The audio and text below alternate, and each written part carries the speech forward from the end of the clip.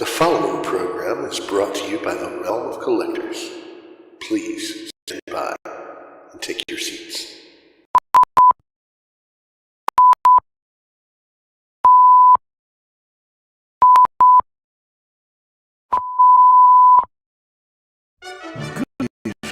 And welcome to Masterpiece Showpiece Theater. If you please kindly take your seats, the show will begin momentarily.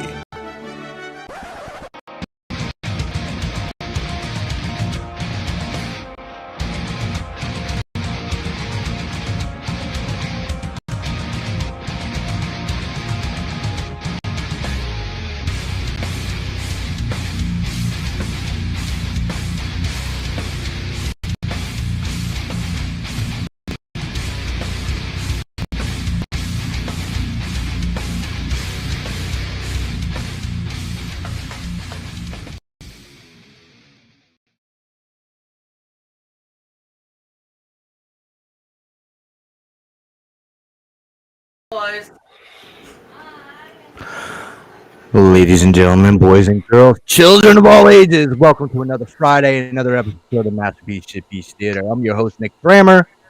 It's the end of the year, y'all. So we're going to go ahead and do a little bit of a year in review. Yeah, 2019 be looking at all of us going, but did you die? Yeah. Fuck. I saw that on original meme. But it ain't wrong. Yeah. 2019 was the path to abilities that some may consider unnatural. What? Oh man, that's great. Jesus. All right, let's go ahead and get through intros. So what we're gonna do tonight is we're gonna talk a certain TV show first, then we're gonna go into our year in review, and then we're gonna bullshit till we're tired of it and go fucking unbroadcasted and talk to you folks. So Josh, please, could you tell us where you're at? Apparently, according to EE, we're lagging. Yeah, I bet we are. It's because of YouTube, dude. Yeah, it'll catch up after a little bit. It did that last week too. Yeah, I mean, things are looking fine on my side, on the OBS side of things, so I don't know. But, as for me, where you can catch me, online on Facebook, my regular name. My profile is public, so if you want to follow me on Twitter and Instagram, they're linked there. You can do There it is! Sorry. enough with the Mando. Okay. Anyway, I got derailed. Sorry. As for where you can catch me here, you can catch me here every Friday night live around 9 with you cats. You can catch me every Friday on the All Queued Up podcast with my friend Greg. We took this week off because of Christmas.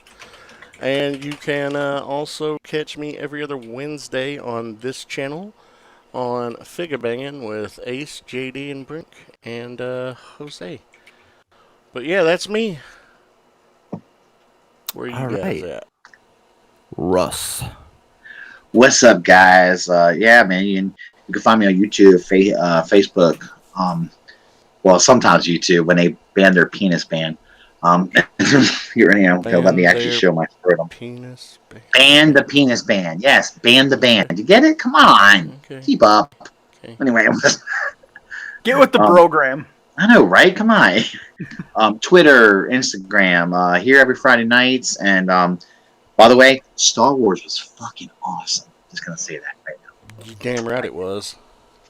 Yep, enjoyed it. Way better than Rogue One. I mean, that's fine. But that doesn't make Rogue One a bad movie. No, Rogue does not make Rogue One a bad movie. That's true. That's true. But yeah, and that's it. Who's next? Robbie? Robert. You can find me falling asleep at the wheel on every highway today.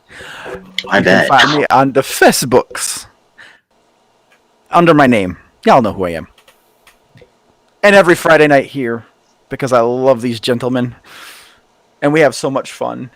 And I'm going to have to just ponder what's going to happen next week when we finish season of Mandalorian, and Knight of Ren has nothing to chant in the chat. He'll find something new. He'll find something new. Yeah. Well, then he's gonna be going to Russ. Penis. Hey, boom, chicka, I'll be standing up going, oh yeah, right. Russ is your man. He will deliver. That might have been the first helicopter dick on MPSP.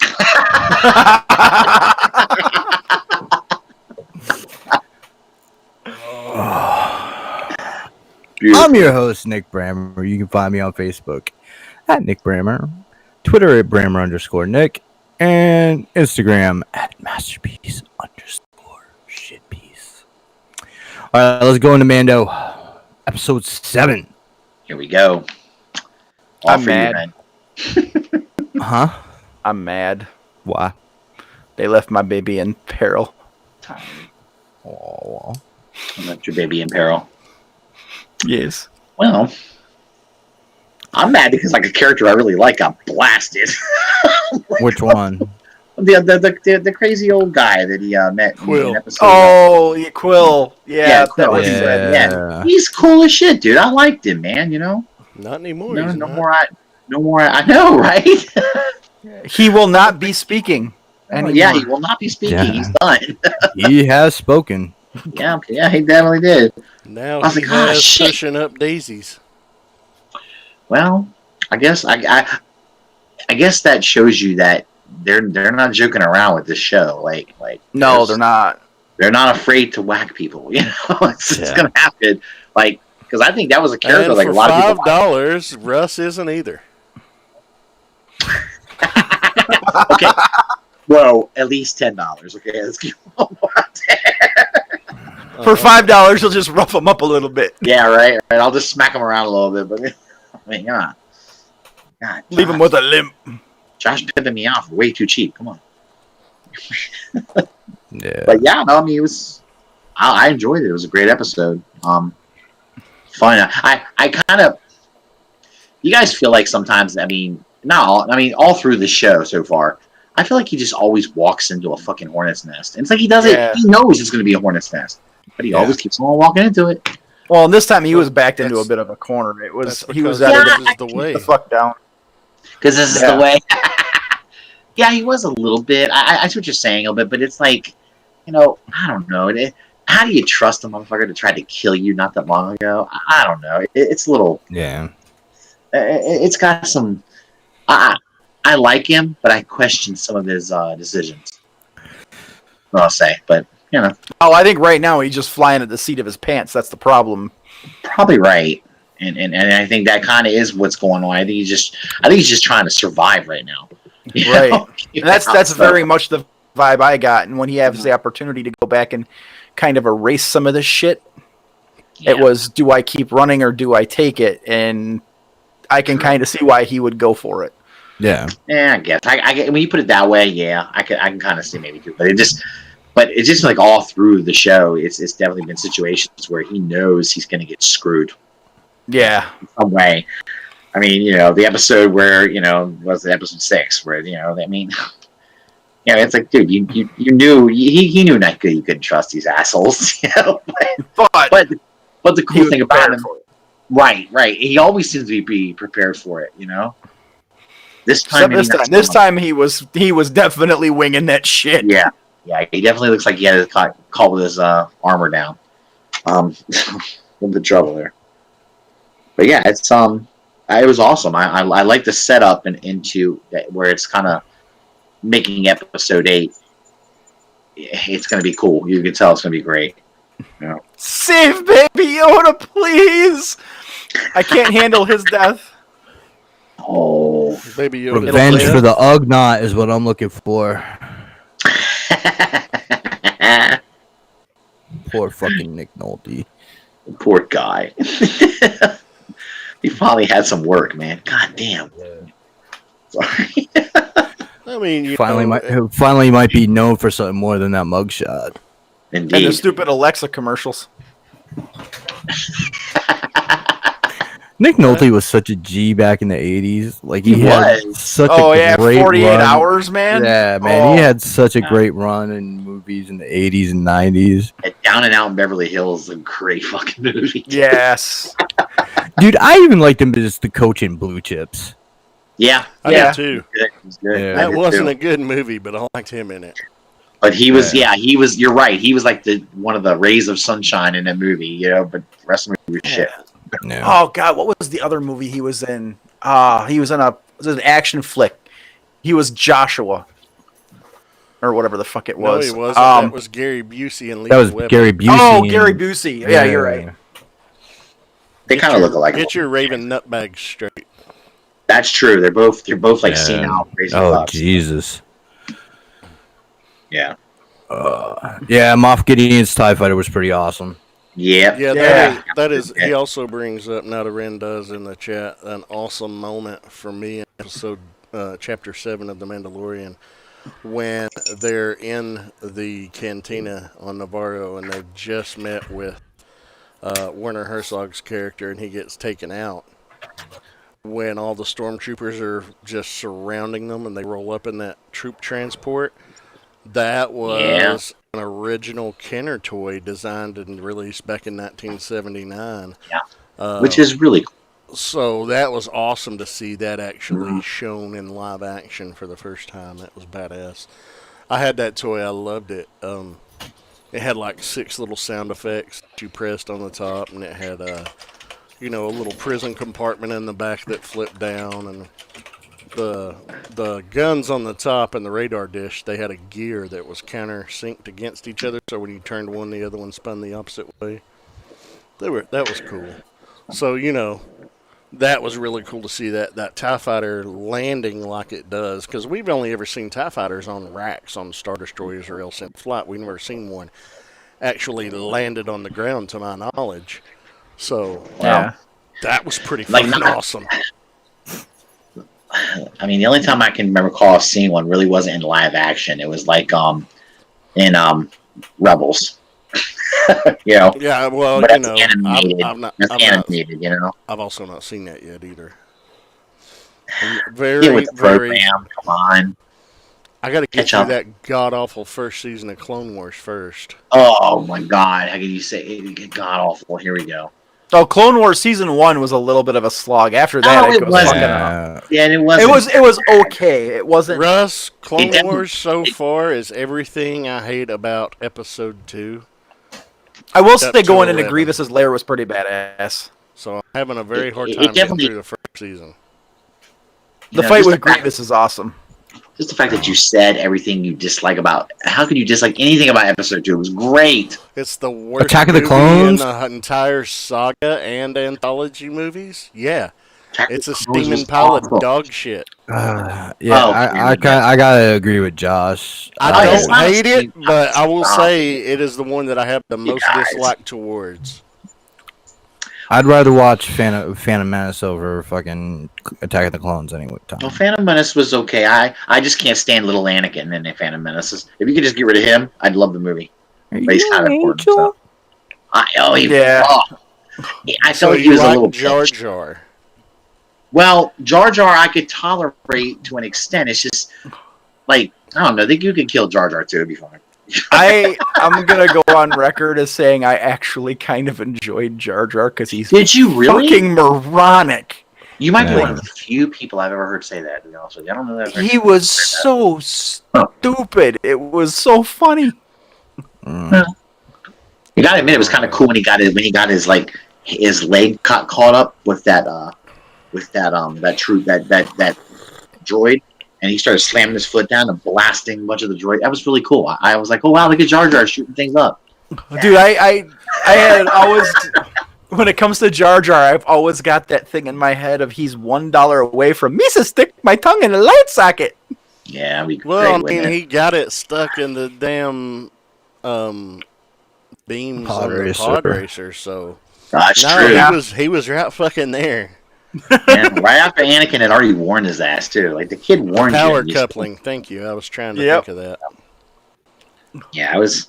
But no, I mean, I get it. I mean, I like know. I said, there are good things about the prequels. But Yeah, I know. a lot of the stuff in Clone Wars in the first season I feel like you can say that is the about. stuff that I dislike about the prequels. But anyway, I we're not can here see to talk that. about that. Yeah, I feel like you can say that about every Star Wars movie, though. There's stuff that everyone dislikes and likes, you know. So Mm-hmm. I don't And know. that's the beauty thing of it. There's something for everybody. And That's true. the fact is, you know, I love a great majority of it. I don't love all of it, but I love a vast majority of it. I love the Yeah. original trilogy. I love the new trilogy. I can watch the prequels. Um, you know, I love the anthology movies, and I'm loving The Mandalorian. Is it the best show I've seen on TV? No, it didn't even crack my top 5 shows of the year, but I No, not enjoyed me. I enjoy the fuck out of it.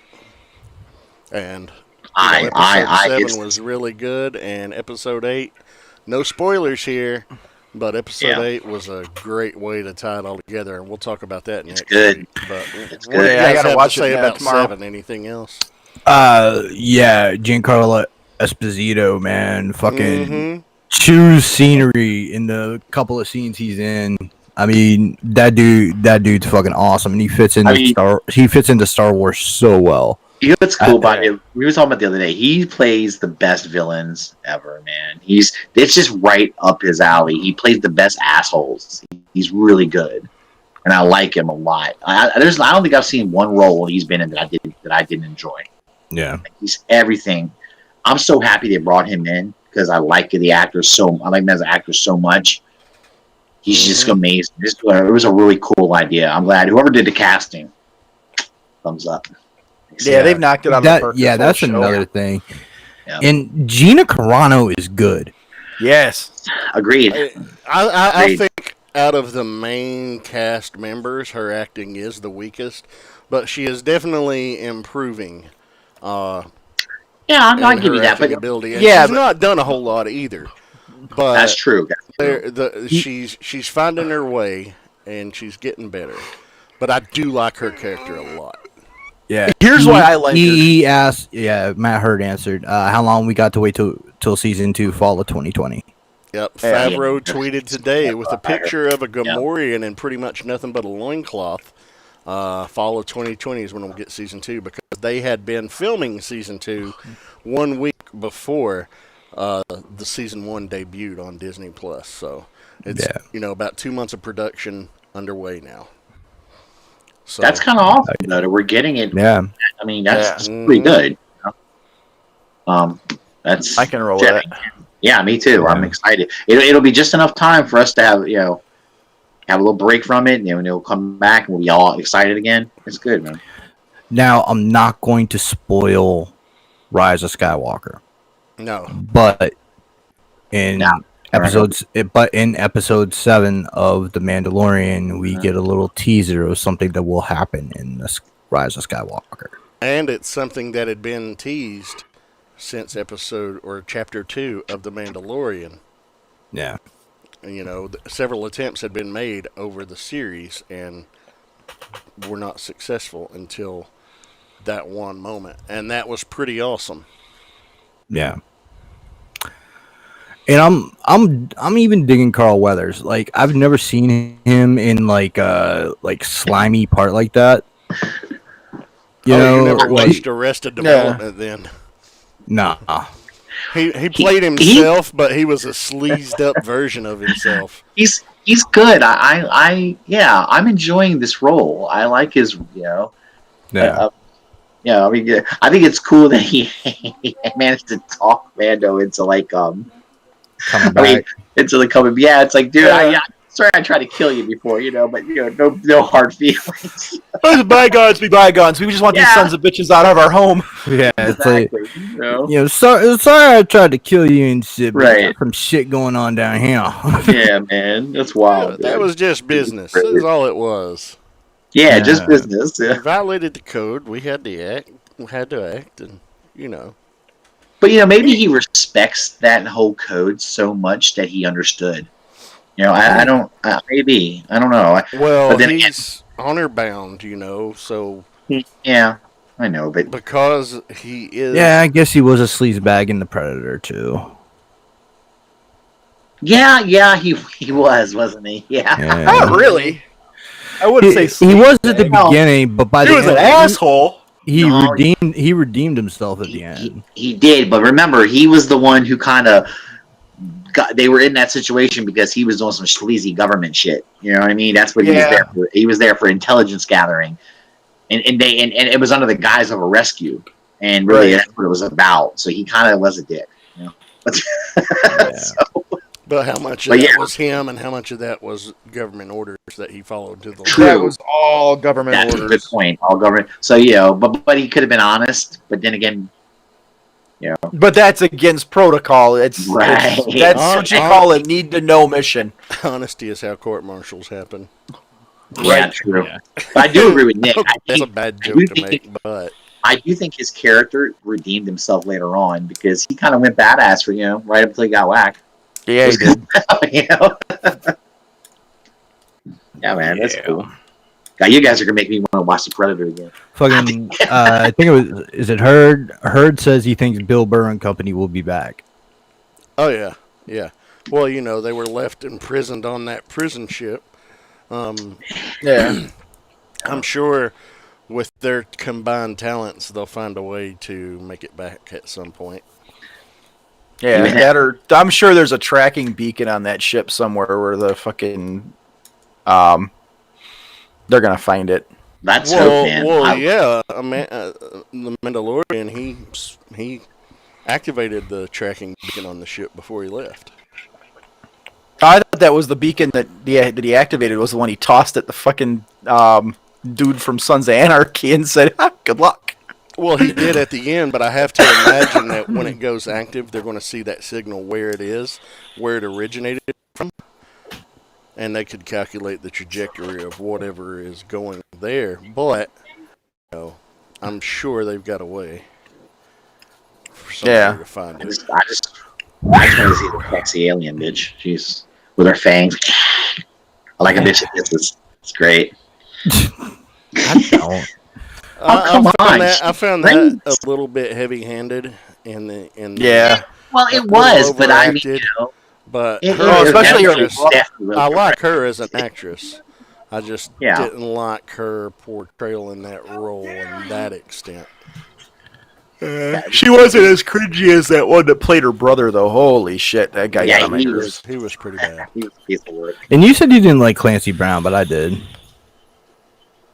Who? Clancy. Yeah, I mean, Josh. guy. No, Oh, yeah, I like Josh Clancy. I Henry. love Clancy Brown. I thought you said you didn't like him in that episode. No, I like him fine. Oh, okay. My mistake. Sorry. Yeah, Matt brings up a good point. He thinks Moff will recruit him. Oh, that might be. Oh, that would be interesting. Empire's got a history of hiring bounty hunters and shit. They definitely yeah. do. They'll hire shady fuckers to get the shady stuff done. They don't care. I mean, We've they already- hired Boba Fett. Yeah. We've already seen fucking Trandoshan, so I wonder if we'll see Bosk. That would be pretty badass. Yeah. That'd be nice. Boss, It would be fun. Forlom and Zuckus. Yeah. And bring Yeah. motherfucking Zuckus. Yeah, it was Bobby a lot that of- didn't like Oh, Clancy all as right. the Daveronian. He was talking about it on Nerd Rage. Oh, he didn't like him. I haven't heard that episode yet. So Damn. Matt heard Burr was ex-Empire, but he wasn't a stormtrooper, asshole. Yeah. Now we're going into episode 6 there. Anything Yeah, else about episode 7 you guys dug? All of it. Good. I thought it was one of this. It was a solid episode. I felt. There was a lot of All impact in through. that episode. Yeah, I Yeah. liked it. And like at the end, I like the hopeless feeling. So that, Yeah, exactly. Me too. so you're wondering what the fuck is gonna go Uh-huh. on. Absolutely. Yeah. Empires are You built make on sure- helplessness. Yeah, it Mhm. makes you excited for the next one. Yeah. So it's Sure, kind of man. Josh. I know this is. I know you like this show, but I know you're kind of like it's not like one of your favorites. You know, I mean, or I'd say, I watched a I mean, lot of really good quality shows this year. So and so did I too.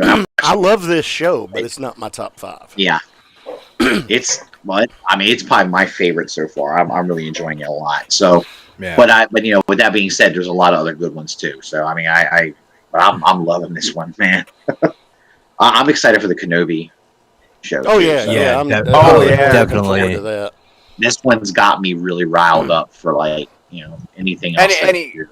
Any excuse for me to watch Ewan McGregor come back as Obi-Wan, I'm fucking on board. Yeah, that's really yeah. awesome, isn't it? You know, I've heard that there's plans for other possibly other other shows as well, but I don't know what there's like not only I won't say plans. I think it's kind of like development. Yeah, as long as they keep doing them to the quality and the capability that they've done with Mandalorian, Yeah, I think we're gonna have some awesome ass Star Wars content coming down the pike.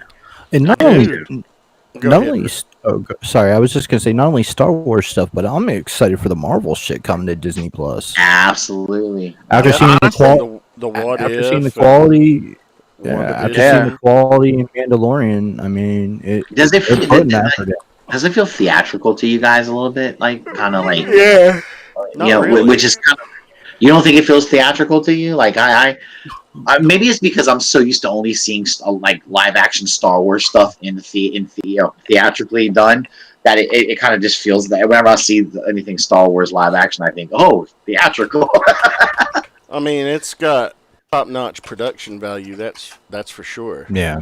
Yeah, I mean, it I will doesn't say have this. the movie budget behind it, but it's still got a pretty big budget No. behind it. Yeah, no, definitely not. But but for what the budget they had, I think they've done an amazing job in making it feel like they've got a big budget. yeah. It's Well, a for a beautiful TV show to watch. For a Yeah. TV show, they have a good budget. You know? Well, yeah, sure, for a TV show. Yeah, absolutely. But I mean, But like to me, I mean, I could see them. I think this could like you could take all these episodes and put them together and make a movie. Yeah, well, and I'll think be you do honest, it. man. you'd have like 3 movies really, because Well, probably Well, because you got a lot. 2 at least. Yeah. Well, 2. Yeah, I think you could do it. I think you could absolutely pull it off, though. Yeah, I will say this though. Like, I know there's all that Marvel stuff coming down the pipeline, but I am fucking marveled out. Like, I just have no interest in half that shit. And Let me the ask what if stuff. The what if stuff sounds Okay. good. That does sound But good. this- Like, Mandalorian kind of reignited a huge spark in Star Wars interest for me, and I think it's because we haven't been flooded with it. Yeah, good point. Let me ask you though about that because I know a lot. It seems like a lot of people after Endgame are sort of falling off the Marvel train a little bit because Endgame was kind of. I think a lot of people feel like, well, that's what what I was interested in is done now. And I feel like a lot of people are not. And that's very much you know. the feeling that I've had too, is that tied it up so well. It's like, I don't have any interest in seeing any more of Black Widow's character or Wanda, like the whole WandaVision thing. Yeah. It's like I got enough of them in this wave of Marvel. I saw what I needed to see with them. I don't really need to know more. Like, if you're going to give me more Marvel, let's get away from it. Let's get away from the Avengers. Let's get away from anything that's happened with this last 10 or so years and bring some of the other stories out. Well, I mean, Like, that's that's kind the of what they're going to what start. if.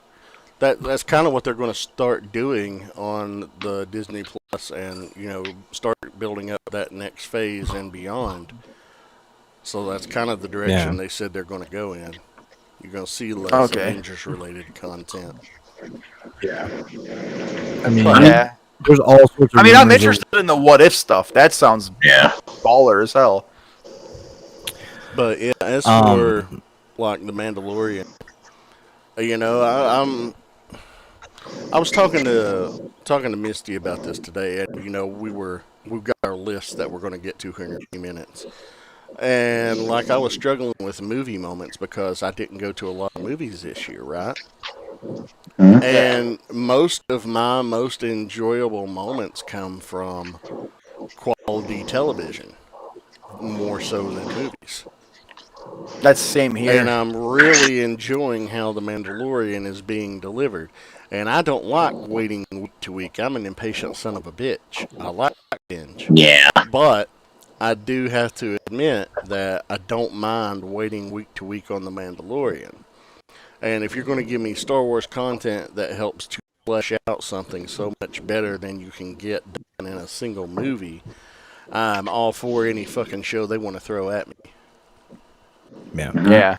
And like Matt Hurd, he brought up a good point. Do we need a Darth Maul series? Abso-fucking-lutely. Well, here's the thing about Darth Maul. There's a lot of space in his existence that we don't know about. We don't know what was going on, you know? Well, we know he was essentially Yeah, a mob I'm- boss. I'm pretty sure the You space know between that. his torso and his legs, there's a lot of it.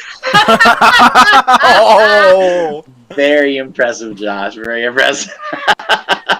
As somebody who But, considers yeah, I wanna I have see- a lot of space between my knee and the old part of my leg, you know, I relate to how he would be angry, I guess. No, I think. I mean, yeah, but you're right. He did run Black Sunday, but there's like a lot of the time that he was running that the criminal organization. It's like there's stories that could be told there. You know. Yeah, dude, Shit, I want you to know? see his gangster days. Yeah, I mean, he definitely had some adventures, man. In some of that time, you know. I mean, shit. I mean, Clone Wars kind of covered his Mandalorian stuff a bit, I think. So I don't think you need to go into detail about that, but but that's a character I like them all, so I think it'd be a Yeah. fun Yeah. character to get into. But no, I mean, overall, I really enjoyed 7. It's a good setup to 8. I can't wait to talk about 8 next week. So it's gonna be good. Yeah. We're gonna be very Star Wars heavy next week, so everybody prepare. It's gonna be Yeah, interesting. somebody's got to go watch the movie. Are you the last one? I think so. Usually Yeah. I'm the last one, so I'm a little like taken aback by this. What are you doing here? Do I need to go watch it tonight? Do I need to jump off the show and go? Yeah, just Yeah. No, at some point. It's too late now. All right, peace out. No.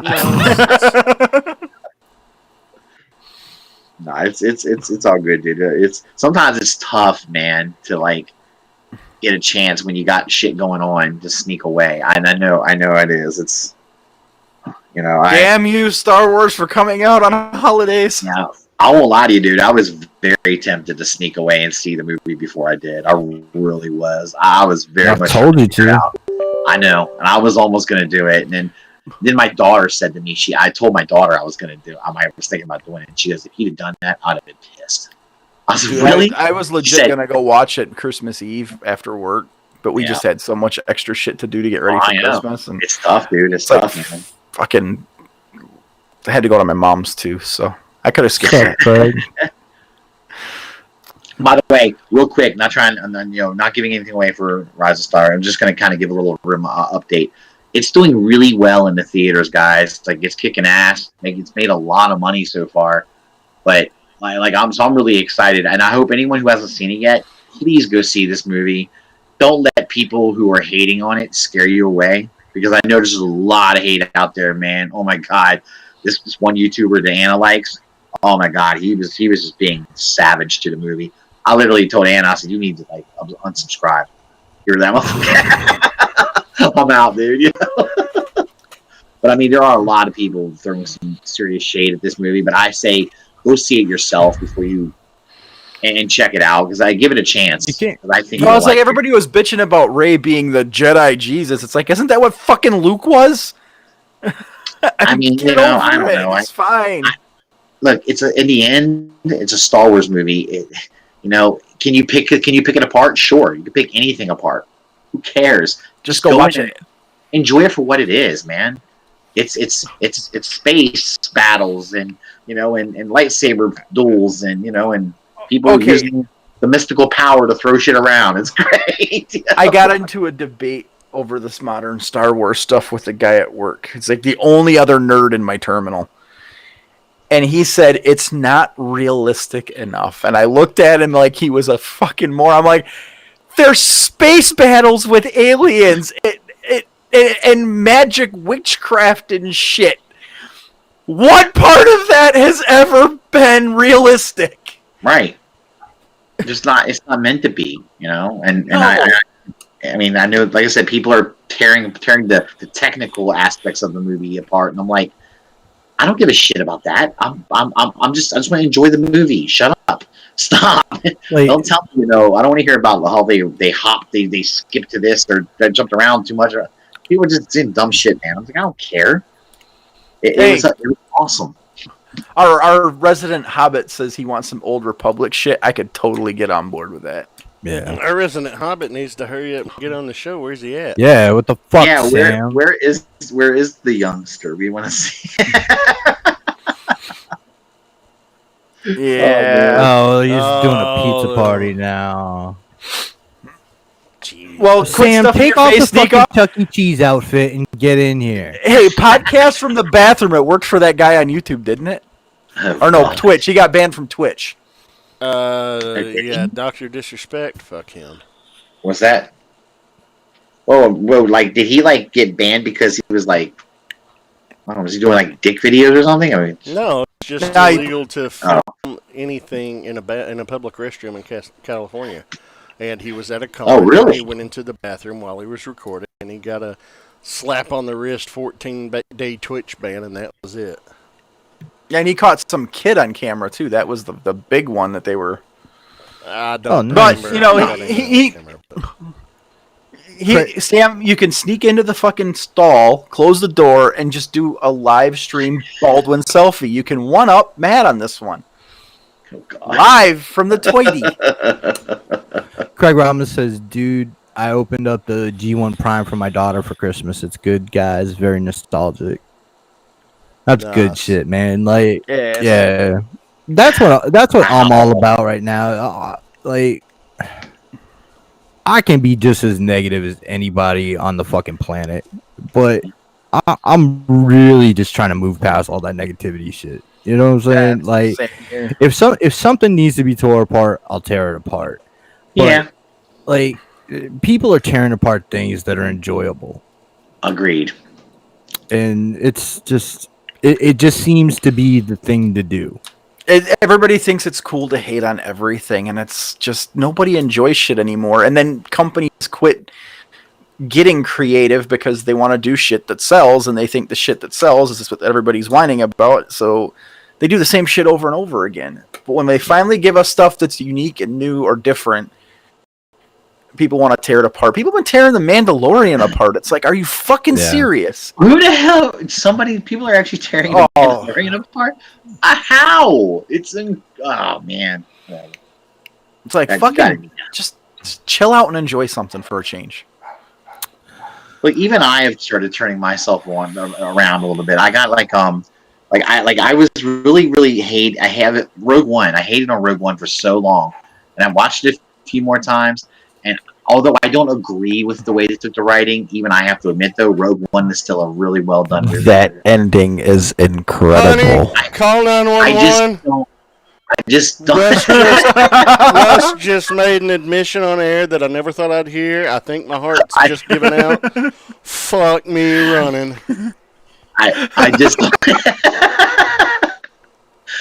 I think my problem with it is I disagree. I pulled like the Game of Thrones fandom kind of thing.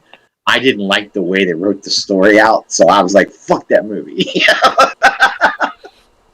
But if you watch the movie, it really isn't. It's amazing what they do. It's really good. It's a good story. Yeah, dude, Rogue One is incredible. It's great, and I'm like I said, it's just one of those things where because it didn't go the way I would want it to go, I kind of was throwing shade at it, and I can do that. Well, It's fine. here's the thing. If you look at my top 3 favorite Star Wars movies, Empire, Rogue One, and The Last Jedi, they are the least enjoyable of the entire saga to actually watch because they have such bleak, dark endings.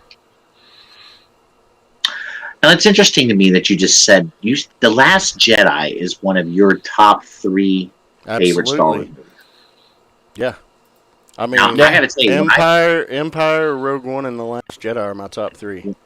Well, Empire's my favorite Star Wars movie, hands down, because I can't get it. When I was a kid, it was just the one I glammed to a lot. I loved it. So, but The Last Jedi, I remember after I watched that movie, I didn't know what to think about it. I kind of felt like I was unsure. I didn't hate it, but I wasn't like my kids hated it. My kids tore it apart. And I was Dude, like, "Whoa, easy! You that guys are being really first mean." half hour after watching it, I was sitting in the car, and me and Misty, she was looking at me. She was like, "What'd you think?" I was like, "I don't know what to think yet. I have to process this." Yeah, I kind of felt the same way. I was sort of thinking that too. I wasn't sure. I wasn't sure how. But then I watched it a few more times. After I watched it a few more times, I kind of it grew on me. I started liking it. It just took a while to kind of I think I had to understand what exactly the director was doing. I think I had to kind of understand where they were going with it. And I need to address something he said. When I say least enjoyable, I don't mean like, yeah, I enjoy watching them. I love them. I just mean that they are the three with the bleakest outcomes at the end. That's what I mean. Yeah. I still love them, and I would watch those three over any of the others. Oh, Rogue One was definitely not a happy ending. No, I'll tell you right now, Rogue One, the ending disgusted me. So I'll be honest with you. I was pissed off.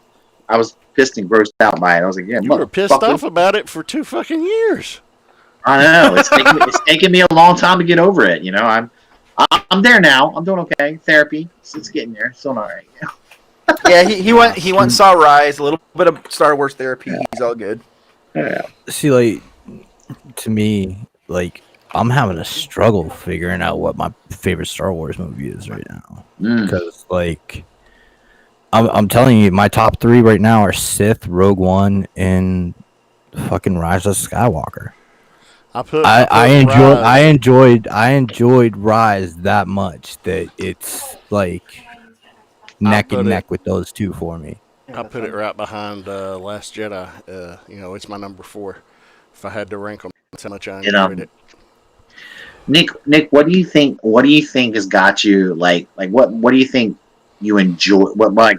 What's your enjoyment of the Rise of Skywalker? Like, what part of it is really turning you on for the movie? Like, what do you because I think that it's an evolution of Star Wars. I think that it's some things that we haven't seen on screen before for Star Wars. I think it ratchets up old points to like fucking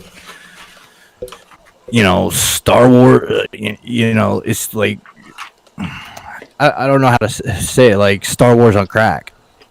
Yeah. You know what I'm saying? Like Rise of Skywalker.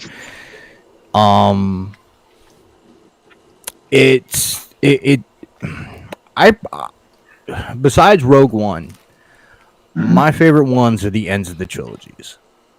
Okay. So I like Sith, I like Return of the Jedi, and Rise of Skywalker. Okay.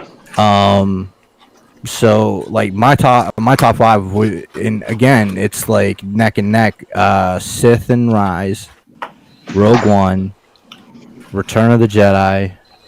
So that's 4, and then I'd go Empire as my 5th favorite. I can't hate on that. Not at all. Yeah. Everybody loves what they love, and for whatever various reasons. I'm just glad that people are finding enjoyment in this, and we're seeing. We're still seeing some divisiveness on it, but we're seeing far less divisiveness than we saw 2 years ago. Right. Yeah. And then the funny thing about it is the criticism is one of the criticisms I saw is that like they didn't like what they did with Rey in Rise of the Skywalker, but like these same people that I'm seeing say that hated The Last Jedi, and I'm like, so you hated what happened before, and now you hate what JJ's done to quote unquote fix everything. Right. It's just they're all just mad because Kylo Ren and fucking, I don't know, that sexual tension is like definitely there, and I think they all want to see them end up together at the end of Rise of Skywalker, and I just don't see that fucking happening. Yeah. Well, I kind of agree with you. I feel like it's almost like Star Wars fans are as bad as Transformer fans. Like you bitch about this, then you get it, then you bitch about getting it. You know? Yeah, It's yeah. it is literally every fandom. Every fandom every fandom right now finds something to hate onto. Yeah. And then those people latch onto it and they're very vocal and it percolates through the fandom.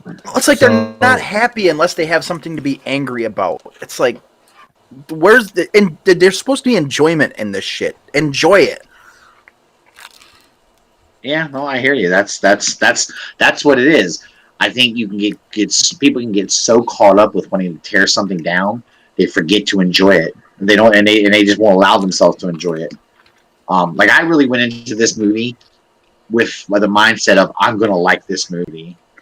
Partially because I was so pissed off about how much negativity I was reading about and I was hearing, and it bothered me. Before it even hit, yeah, before it even was out, people were like fucking hating on it. And I'm like, yeah, how many of you actually seen this movie? Whoa, yeah, it's insane. So, do we want to hop off Star Wars and get to these lists? Sure, let's do that, man. Yeah, we could talk Star Wars all night. Yeah. Yeah. So we will next week. Yeah, next week when the spoiler ban is lifted, we can actually talk the finale of episode The Mandalorian, and then we'll talk episode 9. Yeah. But until then. Yeah, and I'm telling you right now, it's going to be The Mandalorian unless Rise of the Skywalker next week, and I don't think that we're going to be able to talk much else because I want to do a real deep dive on Rise of Skywalker. I think we all are going to have a lot to say. Well, we're going to be... And I mean, that's the end of a major trilogy, so we're going to be diving in. Well, deep. It's the end of the entire saga.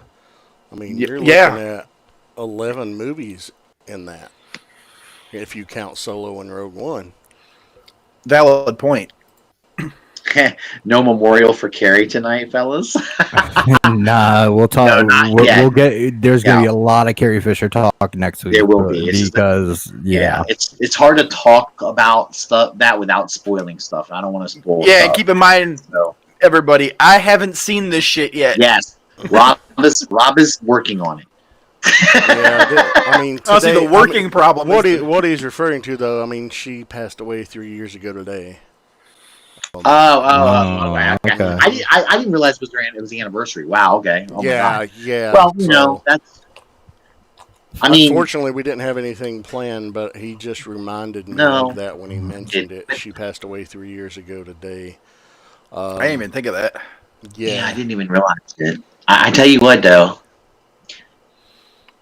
This is all I'm gonna. I don't want to spoil nothing, but I'll just say, I think they handled this well. That's what I'll say. Yes, absolutely. I think they did. I suppose this is the movie. This is the movie was done basically after she passed, so and they didn't have a way. I mean, it was so unexpected that they had to tie it in there somehow. Right, but a lot. Okay, I heard some damn fool a few weeks ago say something crazy to the effect of, why didn't they just recast the character? No. And I almost, no. I first of all, I almost threw up when he said it, because I was like, are you fucking crazy? Well, you can't do that. Well, some scenes that she was in, I believe Billy Lord, her daughter, who is one of the rebels, stood in and they CGI'd it.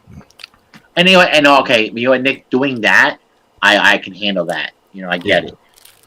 But a lot of that footage was B-roll from Force Awakens too. Right. That's what I had heard they were. One thing you just brought up. Technically, Ray and Ben are related in a weird sort of way. Well, they're not. Remember the Darth Vader 25 Volume 2 that came out last year? The Palpatine All right, let's creating be Okay, Vader. careful. okay. I don't So want to get into spoiling. I saw what you're talking about. Where Star Wars Theory said that that was just a vision of Vader's hate and everything, and it was more metaphorical. Mm-hmm. I disagree with that. I think that what's on the page is on the page. Well, I mean, Like, is there? one of the guys that worked on the story said that was not the story intent, but I don't know. I'm sure they're going to have to come out with clarification about that now. Well, is Yeah. there any indication that it was not like that? It didn't.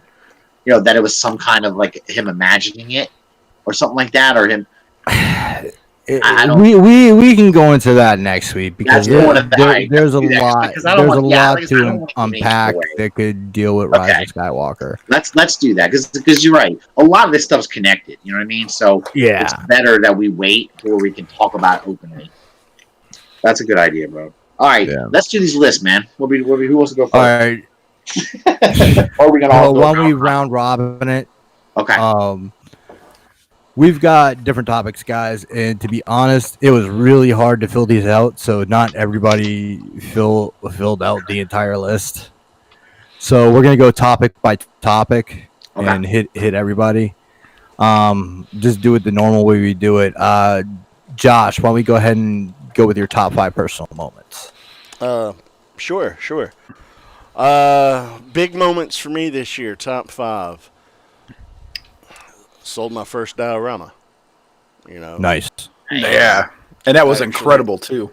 Actually, I had a couple of commissions, in the latter part of the year, and that's something that I have discovered that, I really want to do more of. So that was a big thing for me. Another big thing for me, got to attend Skullfest this year for the first time. That was pretty fucking awesome. Nice.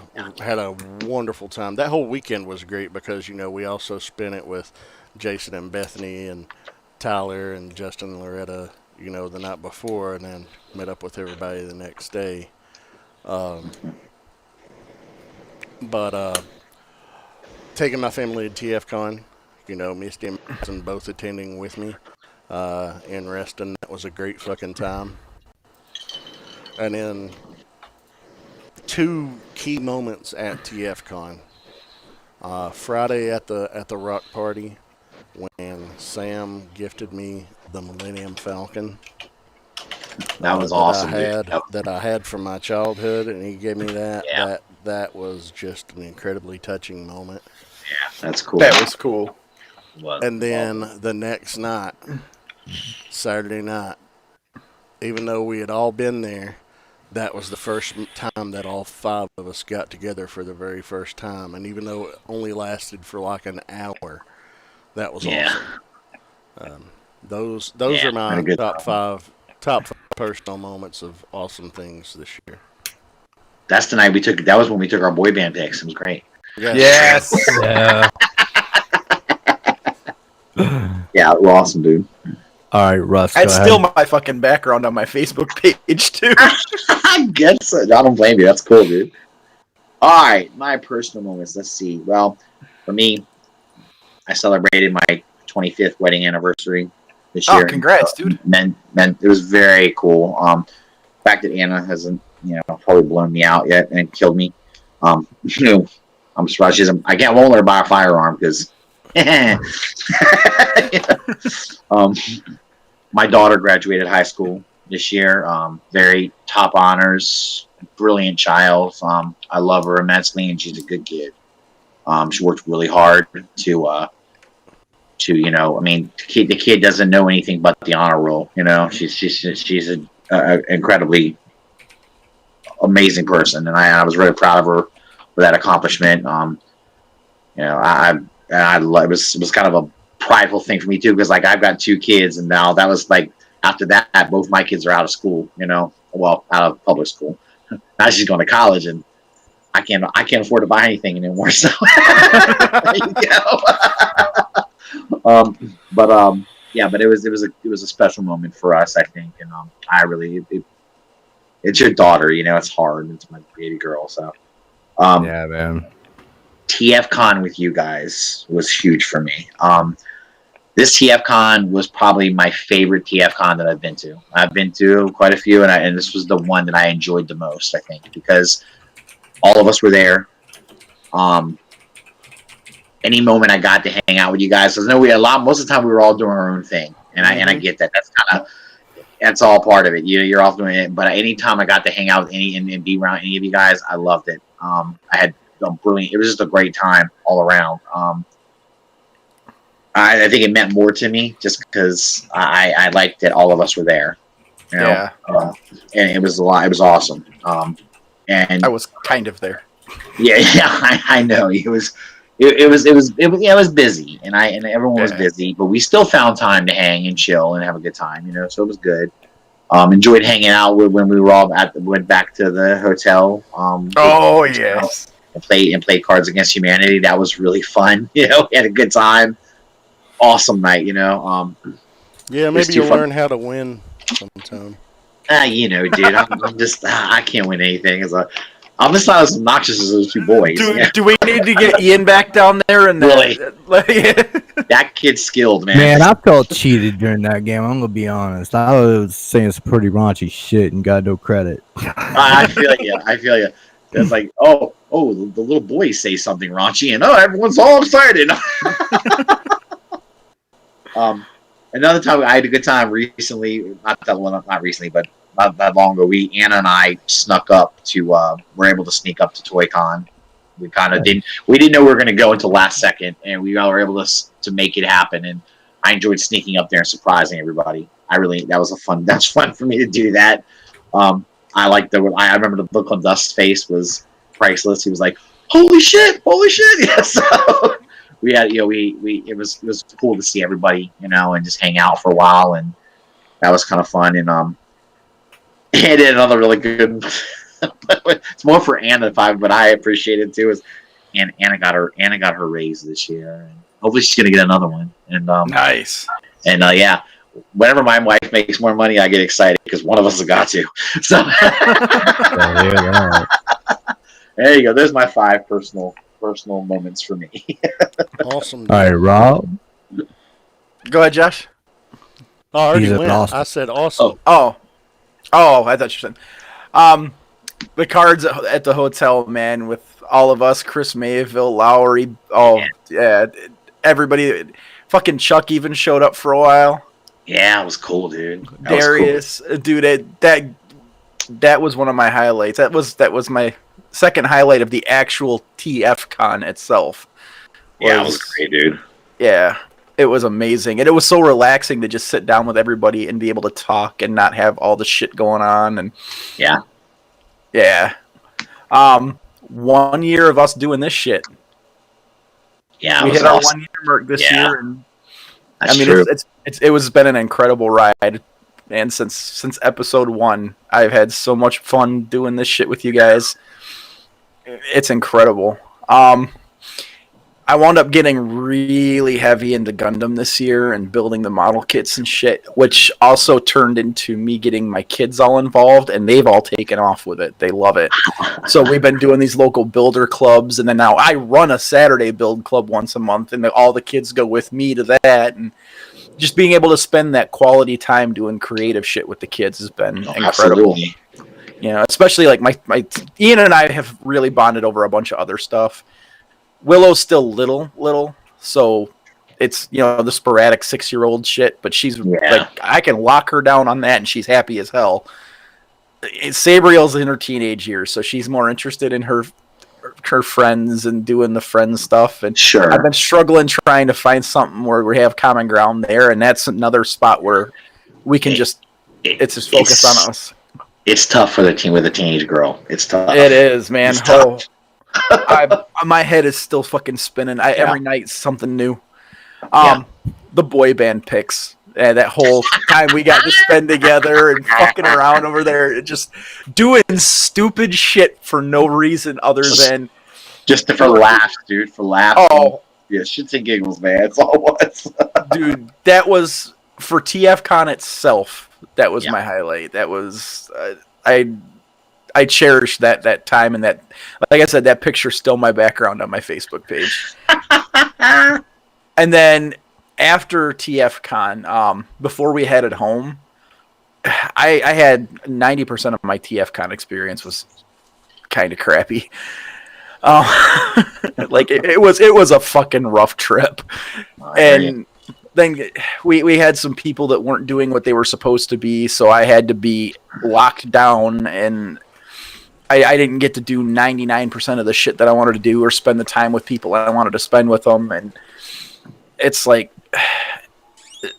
after TFCon we were so wiped, and the one thing I told Ian is we were going to try to get to the Air and Space Museum, and I got up that Monday morning ready to hit the road and just be done with it, and Jason was like, we need to go. He goes, it's on your way out of town. He goes, let's just go do it. And I figured we'd be there for an hour or two. Dude, we got there at like 10. We didn't leave until 3:30 that afternoon, and it was incredible. And, you know, it just, like, that lit Ian up. He was so amazed by everything. And we had a great group with us because Lowry's into history and all that shit. Big time. We had Darius with us, who's a card and a half. And then we had Tyler Fulcher with us, who works on aircraft. Like, he understands this shit on a technical level. So between Ian, Lowry, and Tyler, they were nerding the fuck out. Like, talking history, talking engineering, and they just... What they did with Ian was incredible. I just stood back and watched most of the time, and it was amazing. Dude, I love those guys. On a side note, the fact that they let Tyler work on airplanes is creepy. But anyway, go ahead. Until you listen to him talk about this shit, that motherfucker, like, he looks like a sketchy dude, but he is smart as shit. Well, you know what blows my mind though, Russ? They let you sell paint even though you've got a history of eating it. Hang on, I don't. There's no lead in it anymore. You stop that. Yeah, that's true. Oh, dude, I don't know, man. That acetone and auto paint, that'll fuck you up. Oh god, dude, fuck acetone. Paint thinner is fucking horrific. Okay. Oh yeah. Oh man, but yeah, that's probably why my brain's so fried because of all the fucking fume. It's like truth. My nose is so fucking numb to it now. I don't even notice it anymore. Oh man, bad. All right, Pimp Juice. Mr. B. Excuse me. My top 5. Having my family at TFCon. That was awesome. Having Kate and Cal there, that was great. You know, having her see like and understand why, you know, TFCon's such a huge deal for me.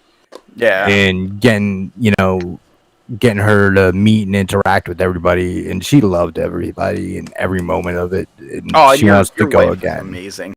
Thank you. She is such a sweetheart.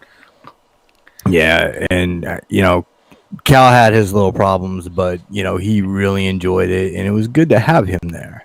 Oh, and seeing him and Ian together was incredible, dude. That was actually one of my moments, was seeing Cal and Ian together. You know, that was great for me because, you know, Cal doesn't have like a lot of friends he hangs out with after school or anything. So like seeing him and Ian together and getting to see, you know, my kid, you know, have fun with another kid, that was great. So there's 2 of mine. Getting the cast together for the first time, like all 5 of us, you know, and that was just great. I mean, we get along so well online that like you kind of like you worry that, you know, in person shit might not be as good. Yeah. But it's just like doing the show, but being, you know.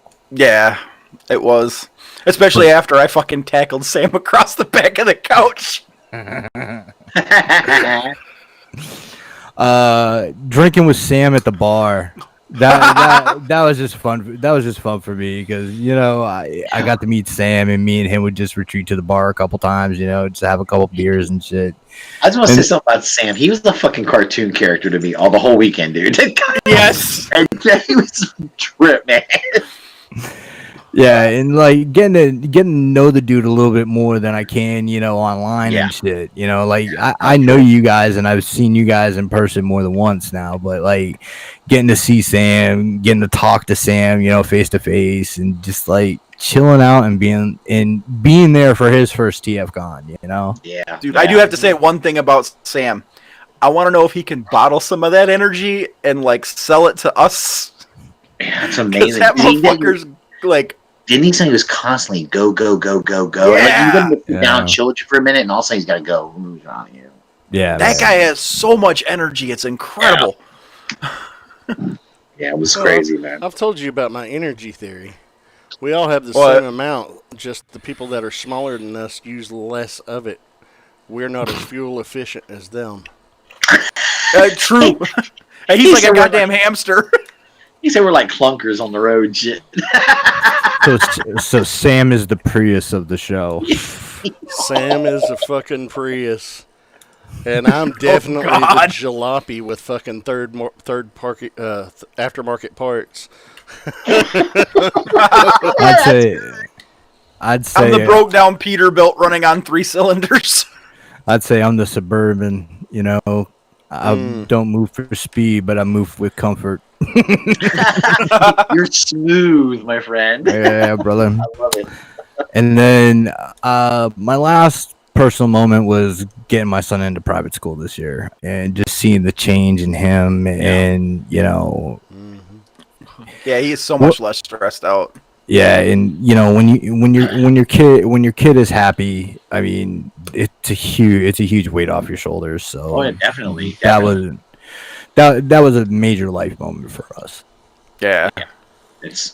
Well, I mean, that's what it's all about, dude. Is you're just trying to make sure your kids grow up happy, loved, and just they come up right. You hope they're going to be good adults. You want to do, and just try to steer them through this fucking crazy world, of people who are mean and nasty, and it's rough, man. I'm so happy that he's doing really well with that. Yeah, I mean, he got his lowest grade this semester, and it was a C. Where in public school, he was a straight D student.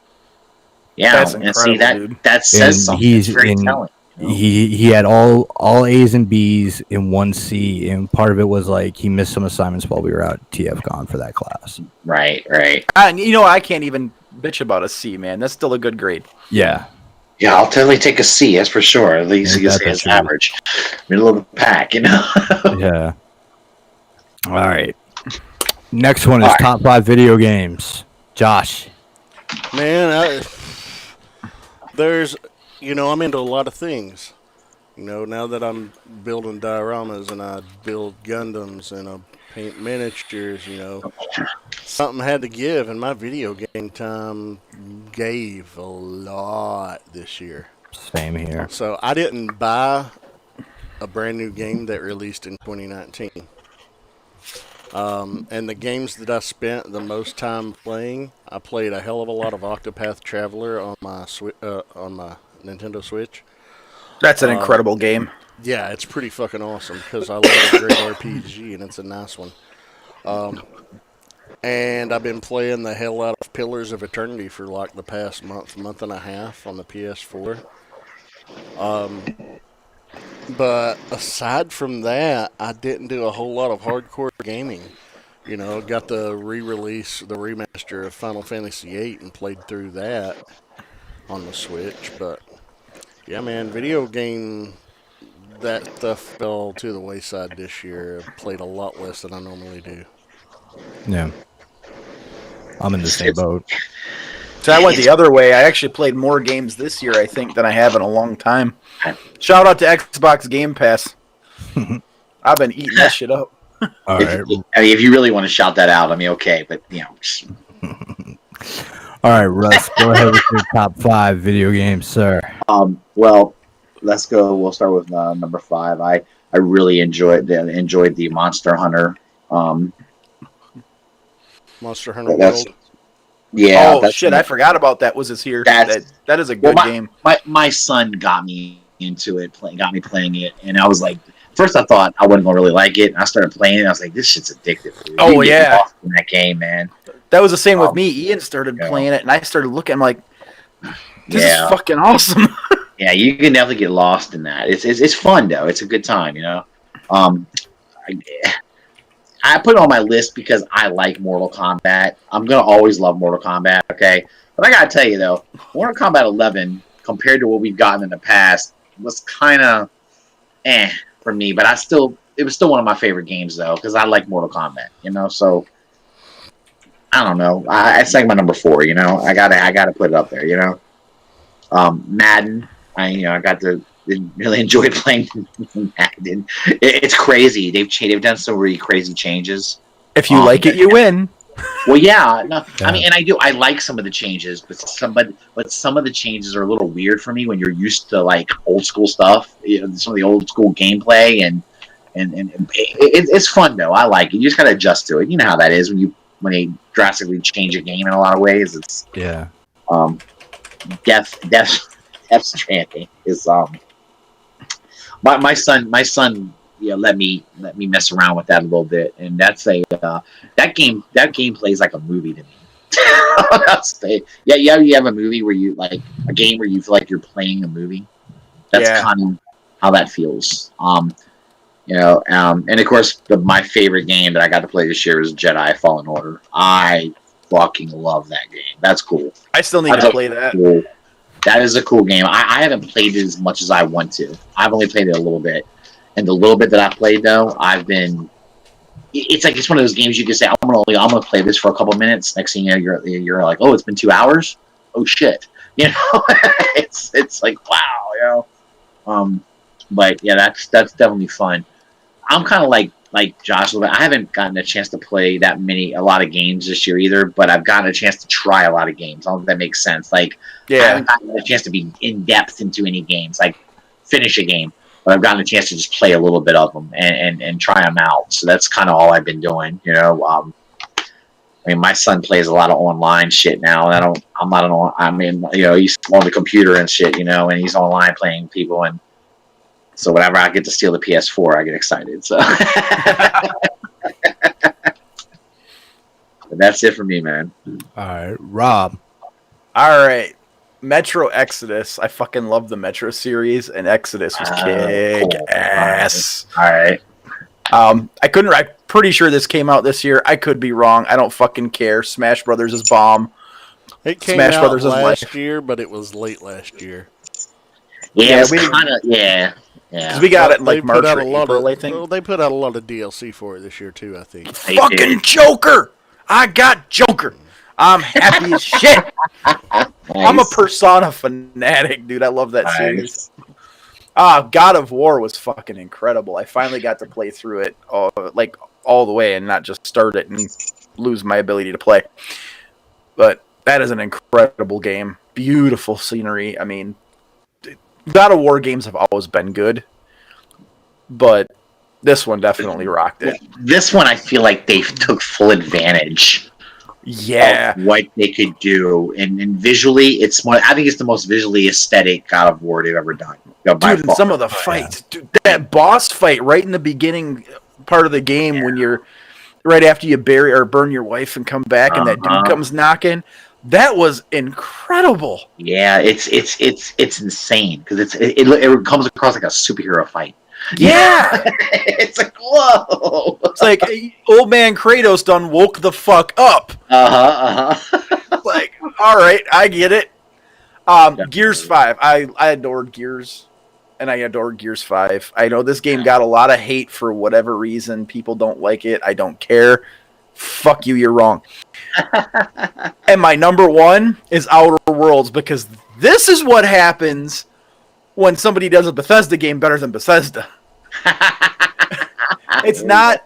Now, they had a smaller budget to work with than your Bethesda games, but what they did with what they had was incredible. Like the graphics aren't quite up there with like your God of War, your Gears, but they're really good. And the story building and world that they put out for Outer Worlds and the gameplay, it's dude, this is what would happen if Bethesda got their shit together. Now I'm interested to see this game really apparently did really well. So I'm hoping we see more like this. You know, it was good. I played a shitload of Outer Worlds.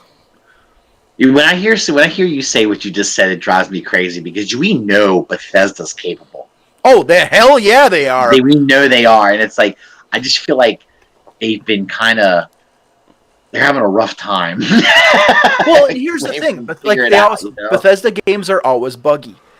Yeah, but I know, but this is the same developer that did New Vegas, but New Vegas they were constantly getting pushed on by Bethesda. This one they did it on their own timeline, on their own budget, and when they put it out, this game plays so well. I had one glitch the entire game, and it wasn't game breaking by any means. It was a texture flaw, and it was just a quick and over and done. Otherwise, it was flawless. I played through it on PC and again on Xbox, and they were both perfect. Nice. Well, you mean it was perfect on Xbox? Jeez. Fuck yeah. Ugh. Rock solid. Anyway, what's up, Nick? What you got, man? All right, mine's going to be cheating because I didn't play that many games this year. So I'm just going to go through what I played. MK11, like Russ said, it's a Mortal Kombat game, so I had to get it. But like we were talking about it a couple weeks ago, and you know, it's not as good as MKX. I don't think. No, it's not. I definitely think it is. And I mean, but at the same time, it is enjoyable to play. It is enjoyable to play. Exactly. Yeah. Madden. This Madden to me was a huge improvement over last year, over the past couple of years. Yeah, and I agree. Like one of the things I actually really enjoyed about Madden was the mini game at the line. The sacrificing your children to the football gods. Oh yeah. And it's always nice when the Browns are good in a video game. Well, I looked at Brown tonight right before the show. You know what it was with me, Nick, was when I played it. It wasn't that it was bad. I really liked it, and I think it's greatly improved. It's just when you're so used to playing the older ones, and then you play this one, it's drastically different to me. And I'm like, what the shit? But it's drastically different in a good way. You know, not bad. It's just cool though. All right, so here's where I start cheating. On the PSN network, they had the Disney Afternoon Pack, and this thing had DuckTales. Yeah. DuckTales 2, Chip and Dale 2, Darkwing Duck. Yeah, so I've been playing the shit out of that. A game I play every year and do multiple run-throughs with all sorts of every combination I can think of and name characters all stupid sorts of shit is Final Fantasy Tactics. It's my favorite. It's my favorite. That game. It's my favorite game of all time. And like I said, I didn't buy many new games this year, so I suck at tactics. Cheating. So to me, that game is terrible. Yeah, that's my logic for that, right? That game is Game of Thrones before Game of Thrones. Yeah, I mean, it legit is, and I need to give it a playthrough. I've not played it in a while. I think I've only played it like once, man, and I thought it was wild as shit. Damn, dude. Like like if you play it and actually pay attention to the story, like Josh said, it is Game of Thrones before Game of Thrones. It is that involved. That's one of the things I complimented it on because my daughter likes to play it, and she's a big Final Fantasy fan. And she's the one that got me to try it out. And I told her, I said, the story seems like it's really cool, you know. And she's like, yeah. That and the gameplay on it, you know, it's a real-time strategy game, so it's not just it's not a something you can just walk through. You have to think your way through it. No, sure. Especially like when you get to the middle levels and shit. Mhm. Like the difficulty there, it's there. Number 5, the most popular game in the world, League of Legends. I, There's a reason it's abbreviated LOL, because we're all laughing our asses off at you.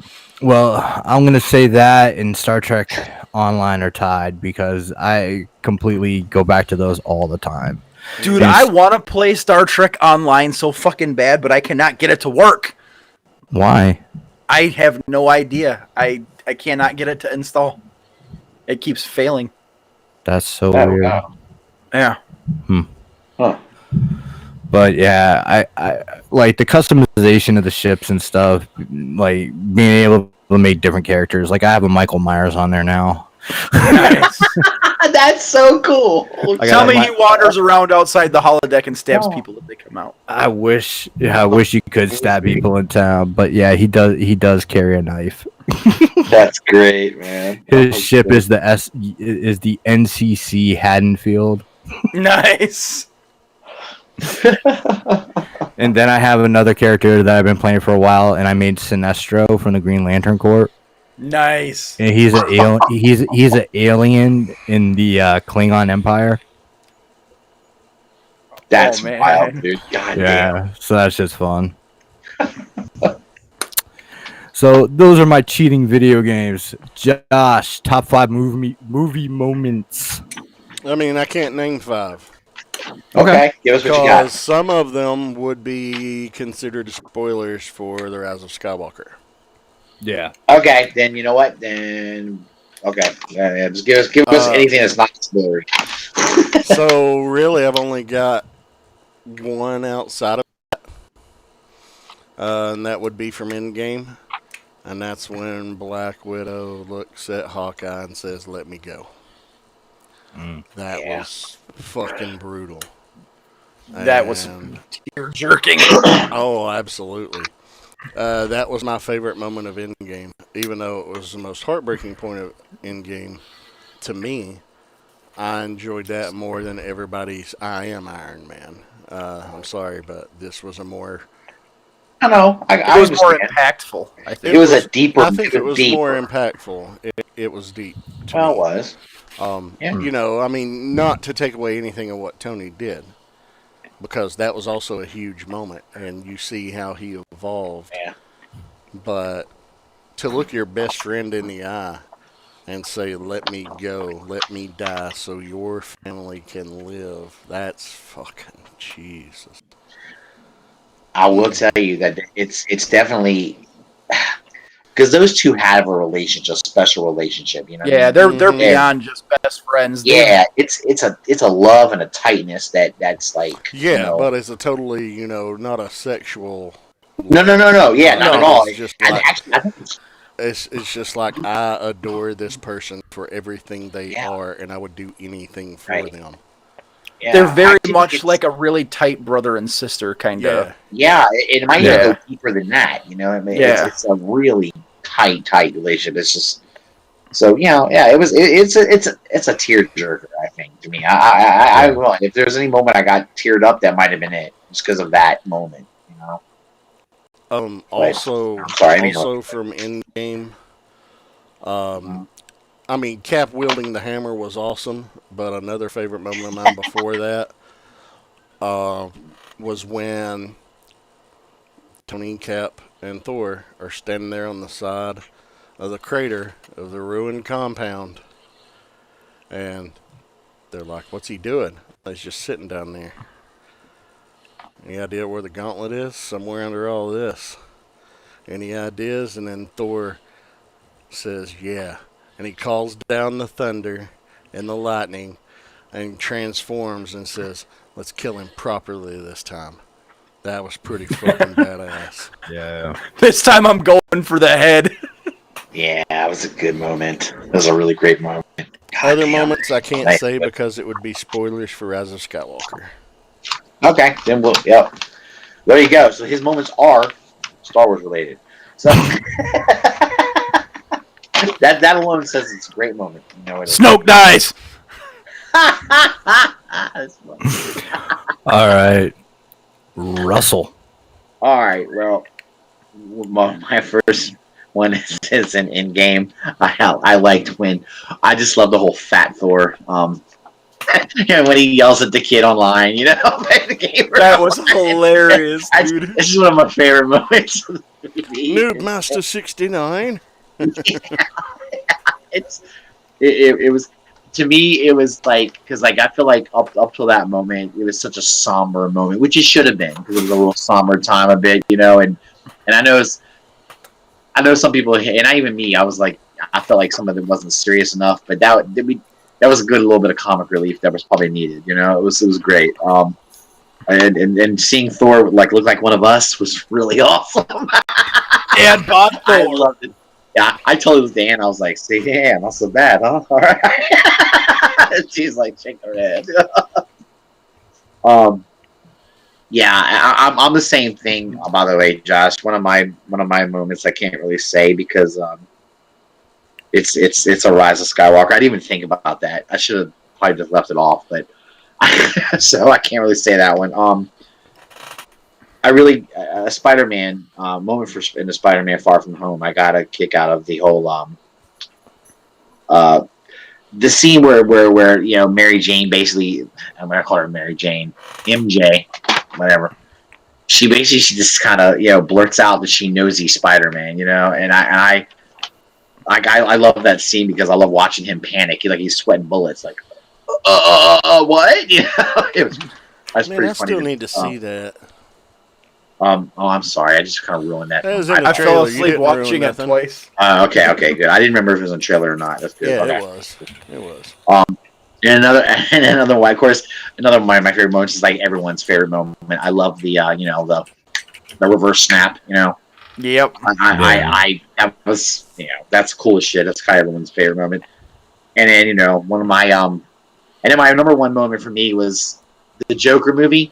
The whole movie is my moment because I went into that movie thinking, what kind of shit am I going to watch here? I really wasn't sure I was going to like this movie at all, and I really enjoyed it. Like I liked it more than I could even imagine I would have liked a movie like this. It turned out to be cool for me. Maybe it's because I told Anna I think that maybe that kind of movie is sort of something that not everyone can really grasp and enjoy. I'm into like people's mental psyche a little bit, so that movie was kind of fun for me to watch this guy kind of see the shit that happened happens with him throughout the movie, and plus it's the Joker. Come on, so. I wish I enjoyed that go. movie as much as everybody else did. Well, Josh, like I said, not everyone's going to enjoy everything. It's just how it is. Like some people it's are going to have different tastes. I really wanted to enjoy it, and I just Oh, I understand. Yeah. I told Jason that. Jason was like, "Can't believe Josh didn't like it." And I said, "Jason, hey, everyone, I didn't not either. everyone's going to like everything. It's just how it is. It's there's going to be like this. We haters for Star Wars. As long as you hate on a movie for the right reasons, I'm okay with it. It's just when you hate on it for the wrong, like hating on Rogue One for the bad writing. No, I'm kidding. Somebody who doesn't understand story structure, but that's okay. Not at all.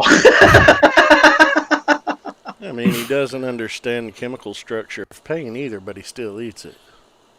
I don't eat it. I smell it. It's different. That's what the brown bag is for. Oh God. Okay. Y'all think Russ is growing gray in the beard? No, it's just primer. Silver. No, man. Oh, you painted yourself all gunmetal. That's the only way to go, man. Come on. All right, he is officially becoming Silver Surfer. Oh God. You still need to read that book, bud. I told you. Rob, your top 5 movie moments. I didn't watch shit this year. I have 2. All right. Okay. Of course, I am Iron Man. Of course. That had to be on there. I mean, and then my number one moment watching media this year, or movies this year, the revelation that the Phoenix is sentient. Gundam narrative, dude. Oh, okay. Yeah. Oh, fucking amazing. I fell so hard in love with Fenix. It was incredible. The Fenix is sentient. And then when she allows the pilot that normally I can't think of his name off the top of my head, the guy that flies the narrative when it gets destroyed, to pilot her, and they combine him being a new type and the suit having become sentient because the new type pilot transcended and was absorbed into the fucking suit and now is the mobile suit. Yeah, it was an incredible moment. And Fenix is fucking sick. Oh, I love it. Rob, you're such a Gundam. I love it. You're such a Gundam fan. It's great. Yeah. Hey, it did get released theatrically, so it counts. Uh-huh. Absolutely. Absolutely. That's a What, movie. April, I think it was? Well, hell, at this point, original movies for like Netflix and Amazon, shit like that, I consider those, Oh, yeah. original content Hands counts. down. If it was released this year, I just, my favorite moments not? came from Endgame and Rise of Skywalker, so could only talk No, about no two. problem. All right, Rob, you done? Yeah. All right, here's mine. Fenix. My top 5 movie moments of this year. The dinner scene in It Chapter 2. Haven't got to see it yet. It Chapter 2 was really good. The dinner scene where like you get to see all of the Losers Club as adults come together and like them start to get their memories back, and then Pennywise fucking with them at this fucking Chinese restaurant. It's fucking awesome. Chinese food. Yeah. So, number 2 in Shazam, when the Shazam family comes together. Oh, you know what, Nick? That's one I really like too. God damn it. I didn't think of that one. Yeah, and then like I totally forgot Shazam was this year. Yeah, and then Freddy getting his powers at the end. Yeah. That's cool, dude. That's cool.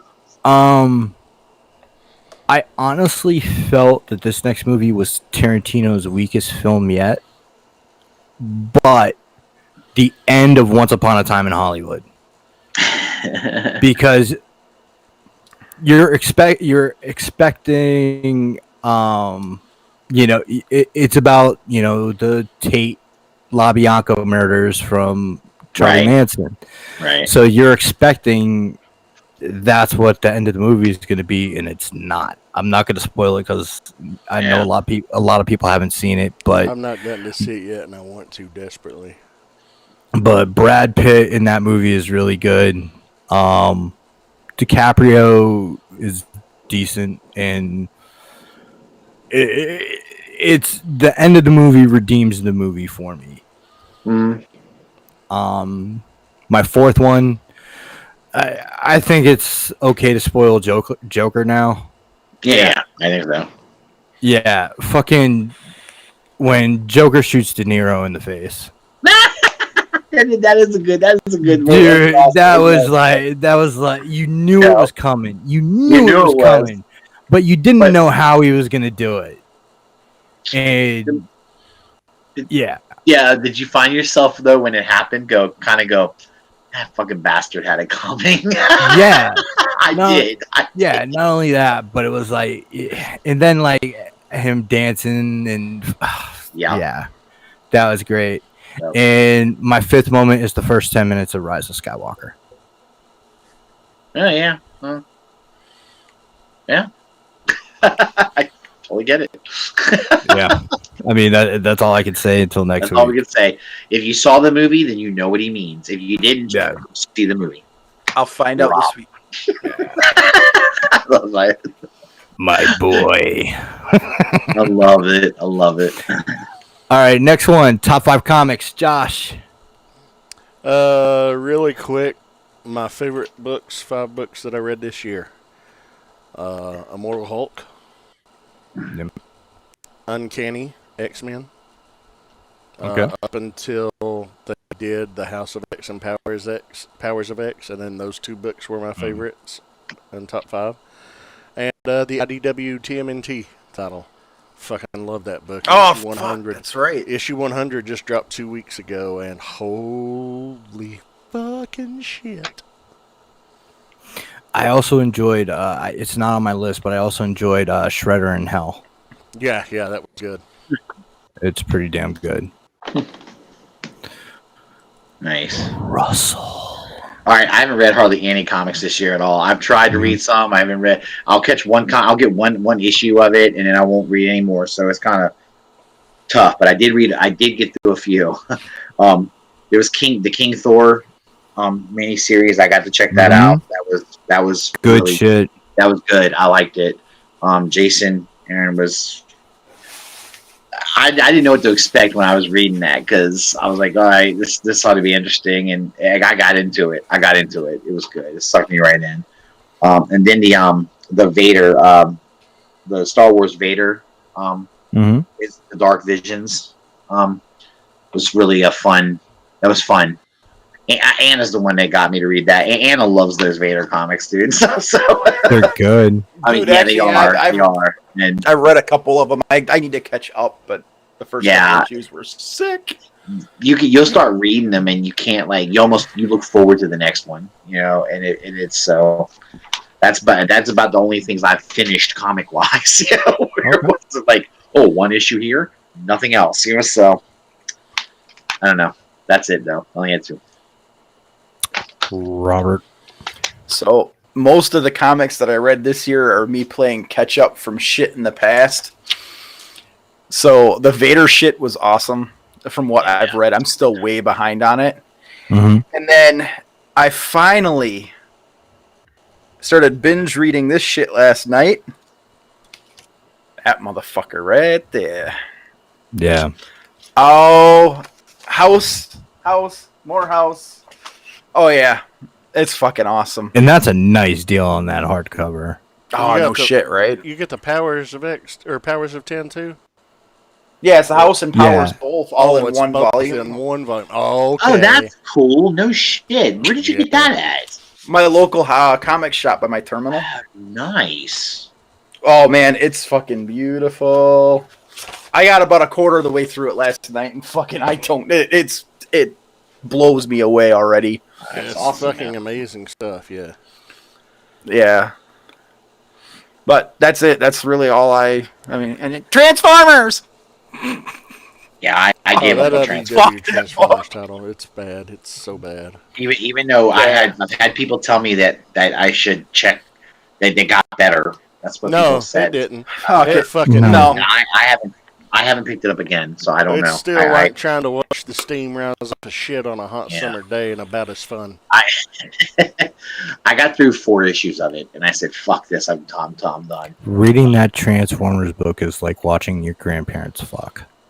I think I got cancer. Oh, Jesus, God! I don't know, man. I don't know, man. I don't know. I think that'd be more fun. At least you could videotape it and make money on YouPorn. Yeah. That fucking Transformers book is trash. I will say I got to agree with Josh on the wild and TMNT wonderful, stuff, the wild and wonderful adventures of the Wrinkled Willie. Yes, I will say I will agree with. I'm way behind on the IDW Turtle stuff, but I think I'm up to like 20. Oh my god, it's god, fucking incredible. Yeah, it's fucking good. So fucking good. All right. My top 5 comics of the year. Immortal Hulk. It's I've got to read that, dude. I've got to get into that one because everyone talks highly of it. I've got that one and the Venom one that you guys were talking about. Donny Cates' Venom is really good too. It didn't make my list because there was some other stuff that I had to put on there. Scott Snyder's Justice League, really good. It's out there. It's really out there, but it's out there, but you can understand it. You know what I mean?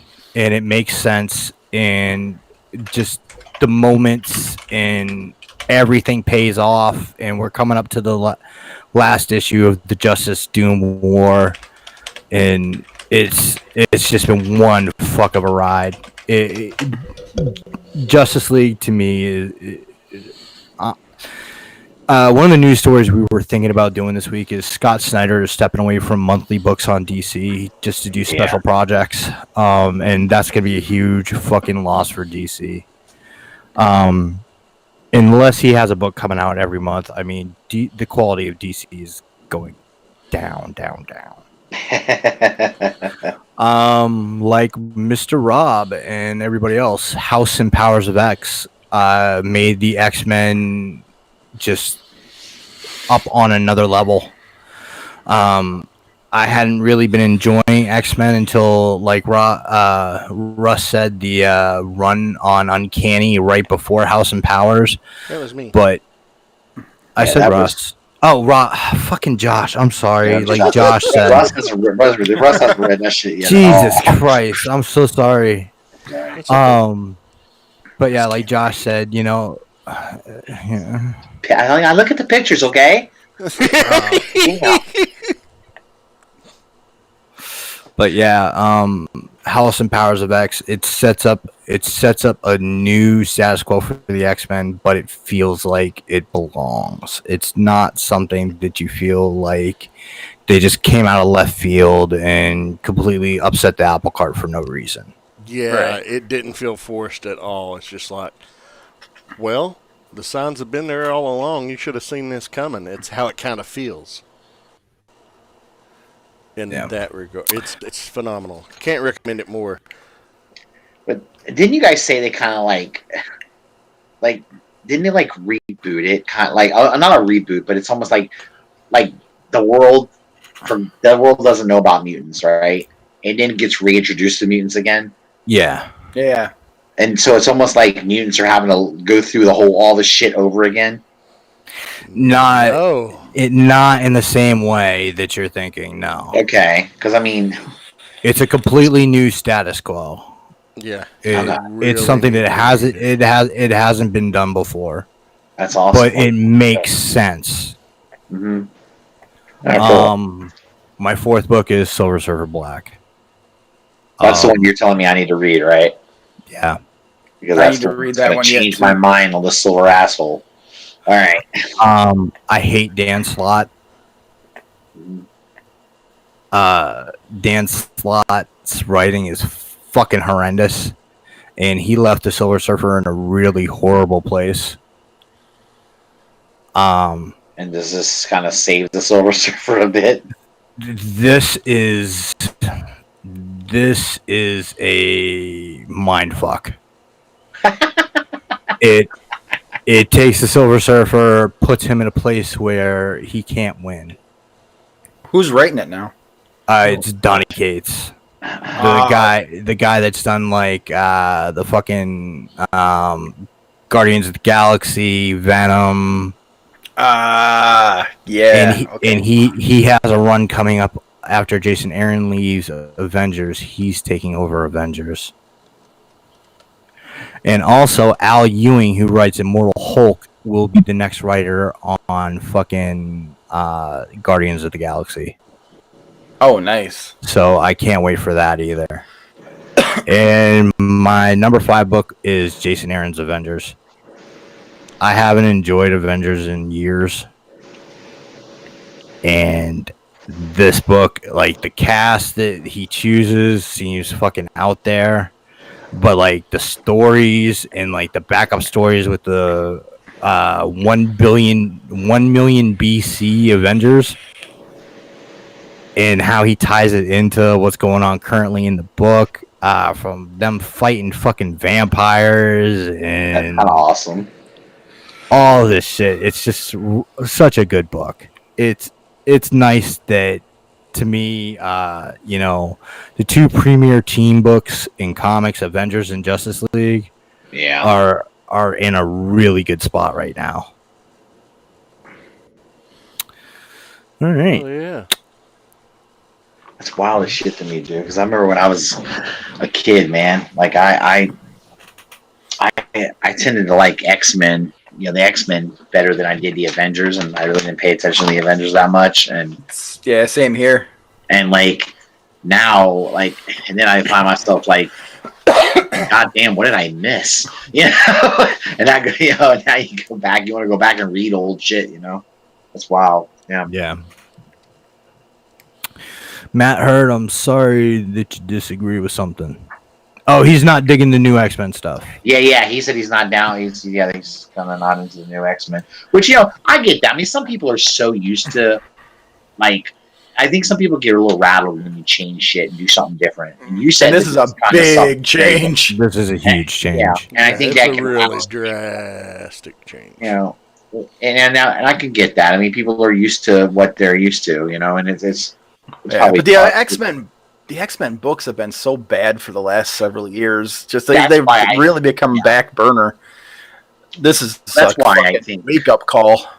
Yeah, it sounds like that's probably why this is a good way to go. You got. Do I need to ship you this thing after I'm done with it so you can fucking read it? You may have to. I don't have to find it myself.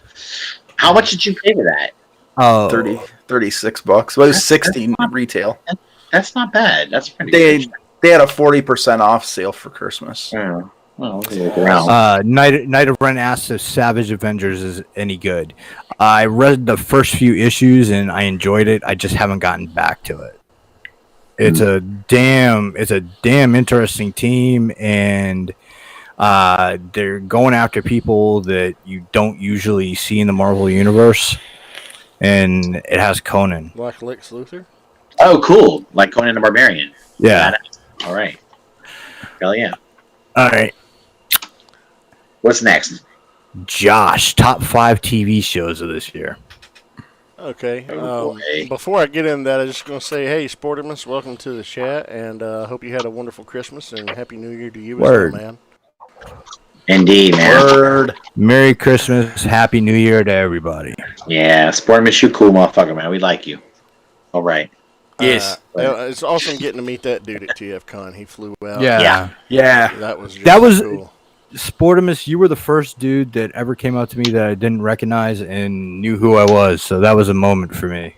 It's like he's a secret ninja and shit. Yeah, Sportimus, you made Nick get a hard on. That was good. Go ahead. This guy, he knows me. All right, Josh. Man, I mean, you guys know I do a show. Yeah, I knew. Oh yeah, we know. It's an awesome show, dude. Yeah, you're on it right now. Yeah, well, no, I'm not. Another show, and we specifically watch TV shows for this show, and as a result, I have discovered and found a lot of great stuff this year. Yeah, hey, shout out to that show. I love listening to you guys in the truck. I'm going to tell you because of the research that you do on that show, you have recommended stuff to me, and I have enjoyed quite a few things that you have recommended to me. So hell yeah, same here. Yeah. Well, that our time is precious. Why don't fuck around with shit shows with quality shows? That's why Josh is taking it for the team. Him and Greg, they're plowing through the garbage. Here's 5 shows that are absolutely wonderful that I loved that aren't in my top 5. That would be Good Omens on Amazon Prime, The Umbrella Academy on Netflix, Carnival Row on Amazon Prime, Raising Dion on Netflix, The Mandalorian on Disney Plus. 5 wonderful fucking shows.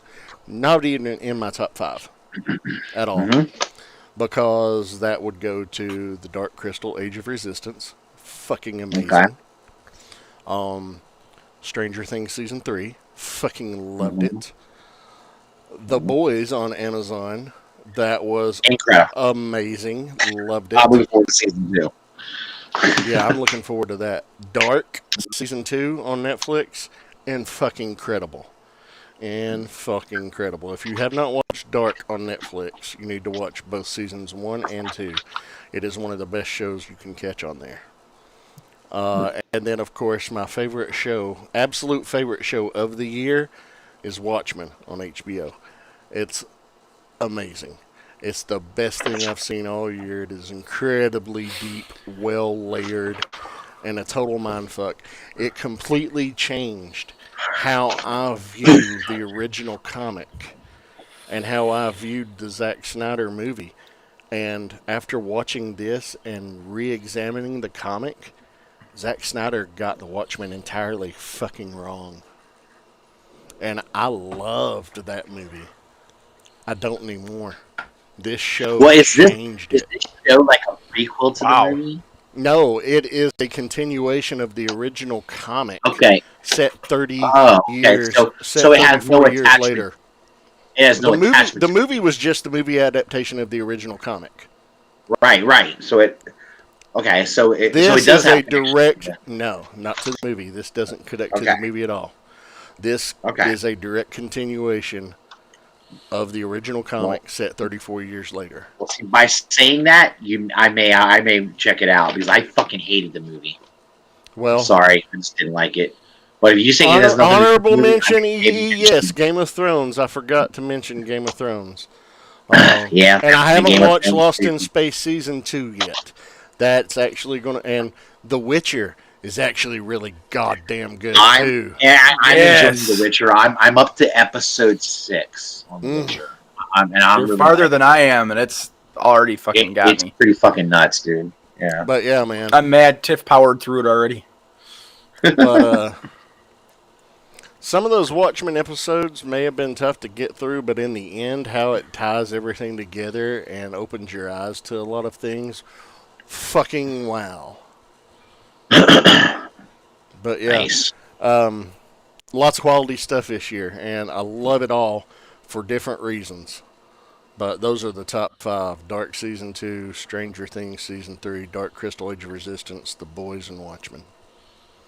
Nice. Good. Russell. Okie dokie. Well, I was gonna do 5, man, because I'm with John. There's a lot of shows I like to share. I could do like probably a top 20 list, but Oh to yeah, do 5, it's easily. There's a show on Netflix called The Order. I really enjoyed that. And of course, Game of Thrones. That's awesome. This is a show probably none of y'all have watched, but I like it a lot. It's on Amazon Prime. Real Housewives of New It's Jersey. marvelous. The Marvelous Mrs. Maisel. Dude, Yeah, I fucking I've adore heard that about show. I Dude, adore you that watched fucking it? Show. It's amazing. Oh, Josh, you're warming my because Anna got me into it. You know what's funny? no Is interest in it. there's this podcast. It's called All Queued Up. We actually just reviewed it.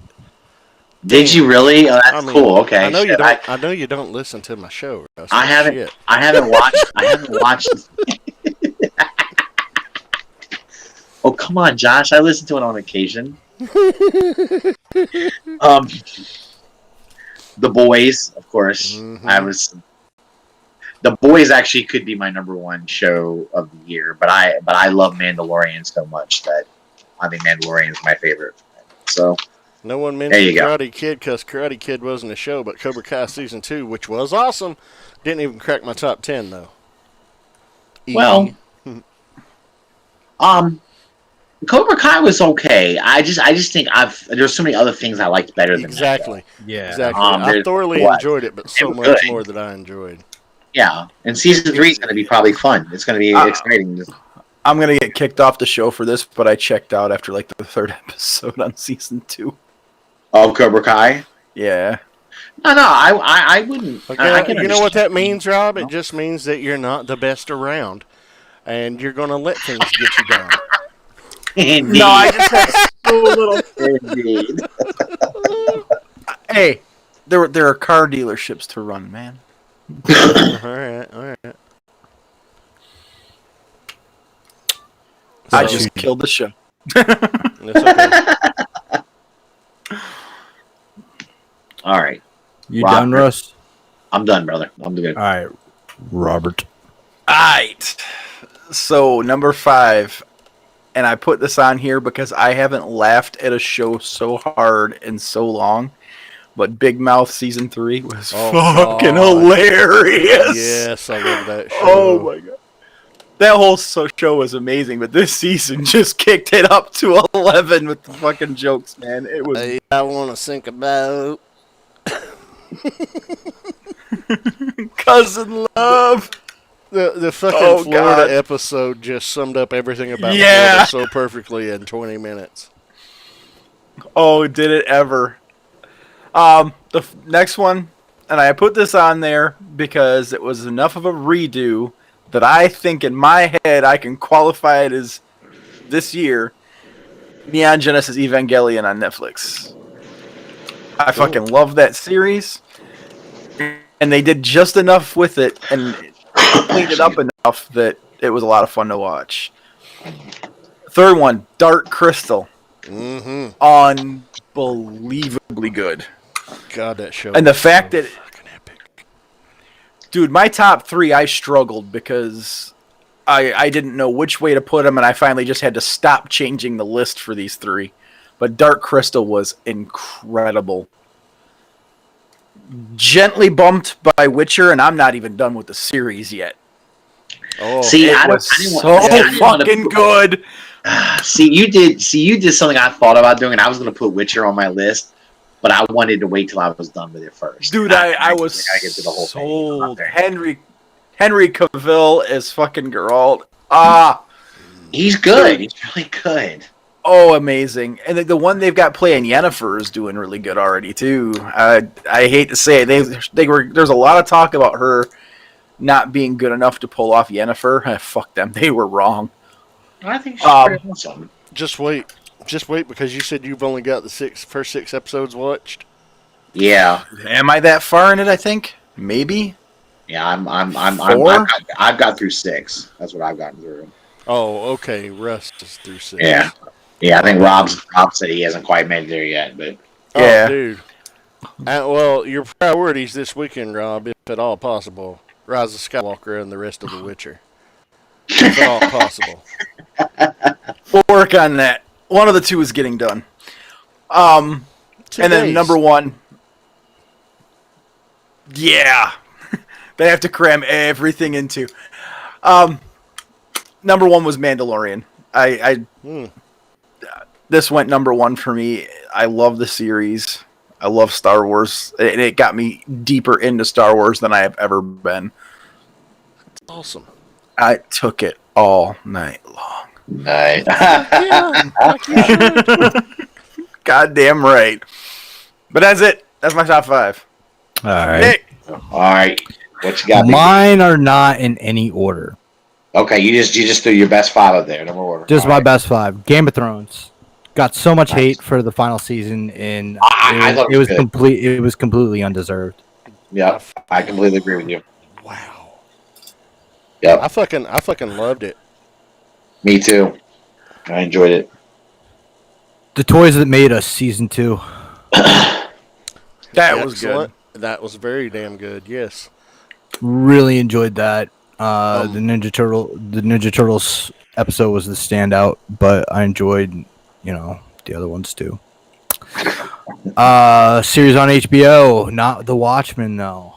The Fabulous Gemstones. I need to watch Oh that fuck, still. Nick! I forgot about the Fabulous Gem. That's a really good show. Holy Yeah, that's fuck. amazing, dude. If you want to take a show that takes every fucking stereotype of a goddamn television evangelist, it runs it up. It's insane, dude. Oh god, that's a really good show. I'm not a big Danny McBride fan, but I Oh, love this I show. love Danny McBride, man. And Especially then, when he did Eastbound and Down. Sorry. no, it's all right. And then 2 shows on network TV that really surprised me in how good they are. The first one is Evil on CBS with Mike Coulter. It's about a guy studying to be a Catholic priest, and he does like investigations into things that could be like miracles, or like if somebody says they're possessed or something. And they have Asif Manvi from The Daily Show on it. And I'm not sure what the actress's name is, but she plays a skeptic, so that, she's a criminal psychologist, so like tries to keep everything honest. And it's a really interesting show. And the last one I think is the surprise hit of this year, and if you're not watching it, you need to watch it, and that's Prodigal Son. Yeah, Prodigal- I heard about that one too. Prodigal Son on Fox. Michael Sheen plays a serial killer who has a family. Michael Sheen is in a psychiatric I hospital. mean, okay, that's the one where the kid's dad was a serial killer. Right. And so his son is a profiler, his daughter is a reporter, and his ex-wife is like a socialite. Oh shit. And like, yeah, Prodigal Son, I think that might be my number one show of the year. I really enjoy that show, and like it could have fallen so much into like a trap of being, Silence of the Lambs Right. all over again. Well, that's what I was worried about. That's why I was like, oh, it's gonna be, But like, yeah, the angles that they take, and like, I'm so pissed that we have to wait till January for a new episode. Well, shit, I might have to pick that up, dude. Like, start trying to watch that on demand. Dude, yeah, it's on Hulu, so you can catch it on Hulu. Oh, it's on Hulu now. That'll be all right. Okay, yeah. Cool. But yeah, it airs on Fox. But it's an amazing show. The characters you really get invested in. Lou Diamond Phillips is in it, and he's really good. The cops around the main character, his name is Bright. They're really interesting. It's quality TV, and like, I'm blown away by the show, and it's probably the hour of TV each week that I enjoy the most. Nice. Shit. All right. I'm curious now. All right, Josh, top 3 figures of the year. I actually did 5. I didn't know it was supposed to be 3. My bad. Well, that's all right. Go for it. That's all right, man. 4 The more the merrier. 4 of them are Transformers, but one's not. Figures are figures, man. My favorite action figure of the year that I bought is that 1,000 Toys Hellboy. That thing is phenomenal. Beautiful. It is absolutely amazing, so impressive. I love everything about it, and It's a cool figure. Anything they do in the Hellboy line, I'm gonna fucking. I'm just gonna pick up. I think they got an Abe Sapien coming next. Next one isn't a single figure, but it is a single character composed of figures, and that's Zeta Toys Superion. It was amazing.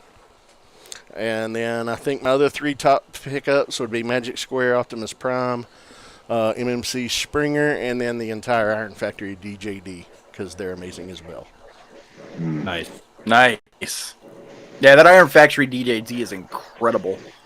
Now, is that the one that's the combiner? Yeah, but I mean, fucking hell, dude, these things in hand are so amazing. Like, the individual figures look cool as shit. I just wouldn't combine it. You can completely ignore that combiner gimmick on it, that's and what I would do. a killer DJD set. Yeah, and they look good. Like, individually, that's not bad. All right, are you done, Josh? He muted. Yeah, he muted. So. Oh, he muted. Okay, I guess he's done. Okay. I got ironically none of my top figures are Transformers, huh? Wow, dirty. Anyway, Mine almost weren't. Yikes. Well, at number 3, I kind of put both of these together because they're both Black Series figures, and I really loved both of them. The Mandalorian figure. Ah, man, that's a fun figure, dude. I love it. It's badass. And my Sith Trooper. That's probably my favorite Stormtrooper I've ever gotten. I just like the red. I think the red is cool, and he's a nice figure, man. Just fun to fuck with, dude. I loved it. Number 2 is my Beast. It's a Marvel Legends. My Beast. I have so much fun with that figure, dude. I got him standing on his hand and shit like that. It's cool. I really like that one a lot. And then, of course, my number 1 figure is a Mythic Legions figure. Big surprise. It's Kurzog. He's a big ass ogre. Stands about probably 9 inches tall. He's fucking amazing. I got my figure, and it was broken in the package. So I had to jump through, get a bunch of hoops going, and ironically, I actually got the Horsemen involved, and they got Megalopolis to send me a new leg. Oh man, Nice. When I was at ToyCon, I actually talked to the horsemen, and they were like, "Oh man, no, oh, whoa, we'll take care of that right away." Next thing I know, I got a new leg, so it was great. Sorry, I spilled some stuff and knocked my interface unplugged. Sorry. Oh no! I'm sorry, dude. Oh, it's all right. Were you done, Bubba? Yeah, it's just That's what those I'm trying to 5. interrupt you. I Okay. didn't get to hear anything Okay. because I unplugged my interface, but I'm sorry. Well, I can do it real quick. My number 3 was 2 figures. I did this my Sith Trooper Black Series and the Mandalorian figure. My awesome. number 2 was Beast. Was my Marvel Legends Beast. Just Beast. I love that guy. That's a great figure. God damn, I have so much fun with it. And number 1 was the Mythic Legions guy named Kurzog. He's a big ass 9-inch tall ogre, and he's a phenomenal figure. I know you're like, oh, Mythic Legions.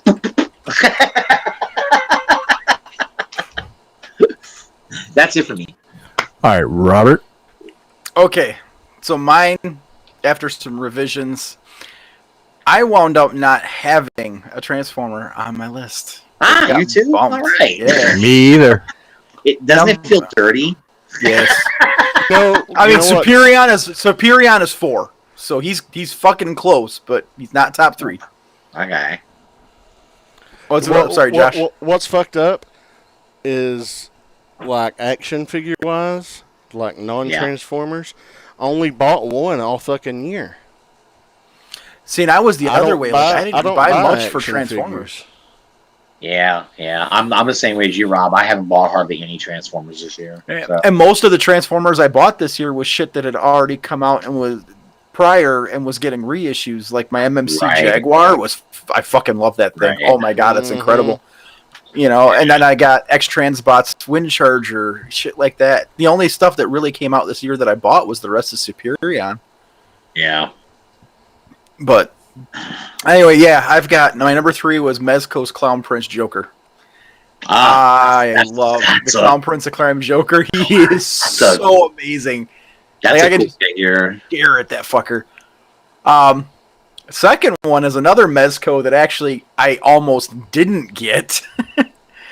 And I was actually debating just flipping it right away, but I pulled it out of the box and he's staying. That's Mezco Cable. Oh my god. Yeah.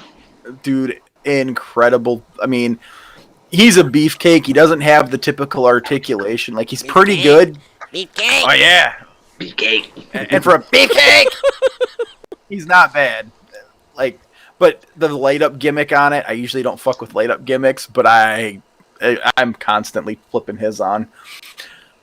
Yeah, And then you say you were going to sell that, so you fell for that thing, huh? You're not going to get rid of that. oh yeah, I pulled it out of the box, and my wife took one look at me about a minute or two later, and she goes, "Not flipping it, are you?" I said, "Nope."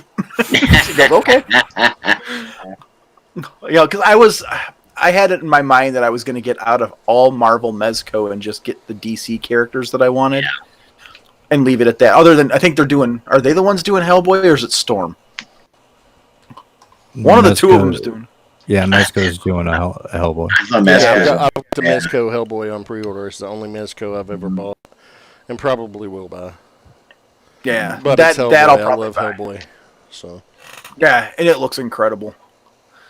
That said, though, I think I'm back in on a bunch of this other stuff. I know Agabus has the Cyclops in stock, and Yeah.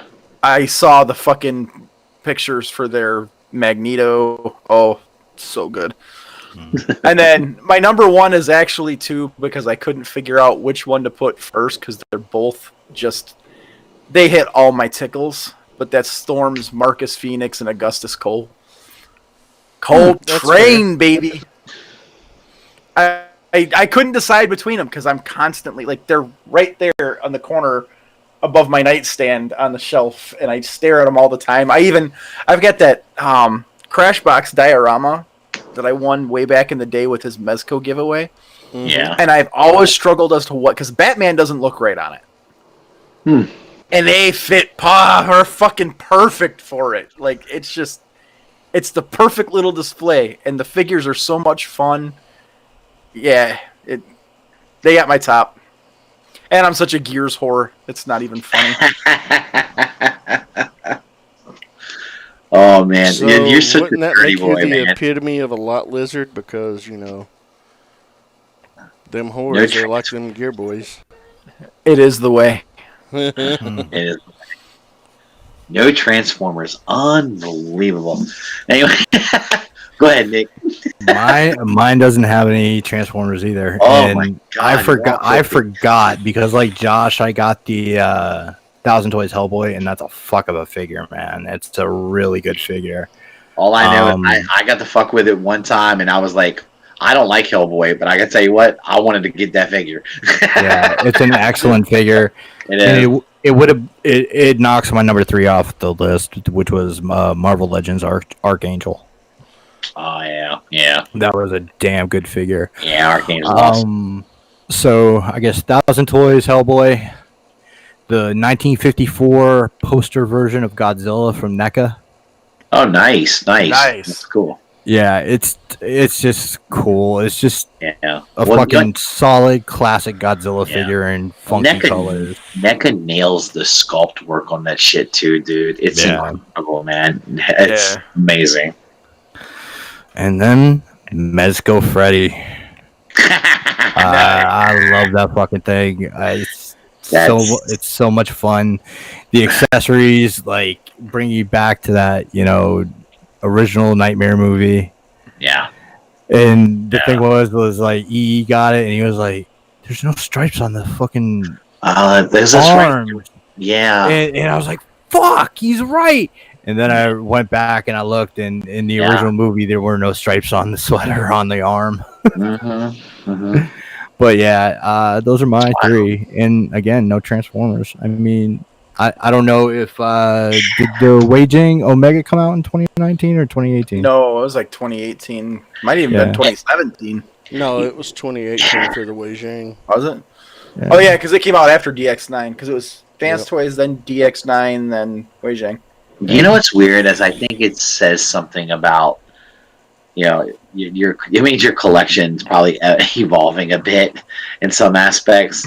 Mine for sure is. I mean, I've found that I've just gotten so many other interests in collecting now than Transformers, and like Transformers is just it takes a real awesome, it takes something awesome to get me to buy a Transformer now. It really does. Well, it's like I'm so close to fucking being done with G1, and I'm actually looking at it now. I might not even continue with the combiners anymore. I'll finish out the Motormaster, and I think I'm done with combiners, and I'm just gonna wait for Astro Train, get a Beachcomber, and I'm done. I understand that. Yeah, it's like Transformers are feeling like such a chore. Yeah, it does. And I'm enjoying so much shit besides that. And me too. The horror stuff, like from Mezco and NECA, I'm really enjoying a lot. Both companies do just like amazing stuff with it too. It's like, I don't know, man. That cloth Sam for Trick or Treat will be mine. I was looking at both versions, the Ultimate version and the cloth version, and the cloth version it hits every little thing. I think it's cool that they're doing that, by the way. I think that's badass, man, because I like that movie, first of all. That was a really good movie. I enjoyed it. I kind of wish we could get Anna Paquin as Red Riding Hood. From that movie. Oh my God, she was so hot there. She so was hot. God, what a piece of fucking ass, man. Oh my God. God damn. And on that note, let's go ahead. Getting moist. Yeah, I'll just like fast forward to that fucking scene. On that note, let's hit Josh up. Josh up for his top 3 community moments. Again, I did 5, but one crossed over into a personal moment, and one's kind of 2 moments combined into one. Nice. The 2 combined into one was everybody in the community rallying behind other members in their time of need.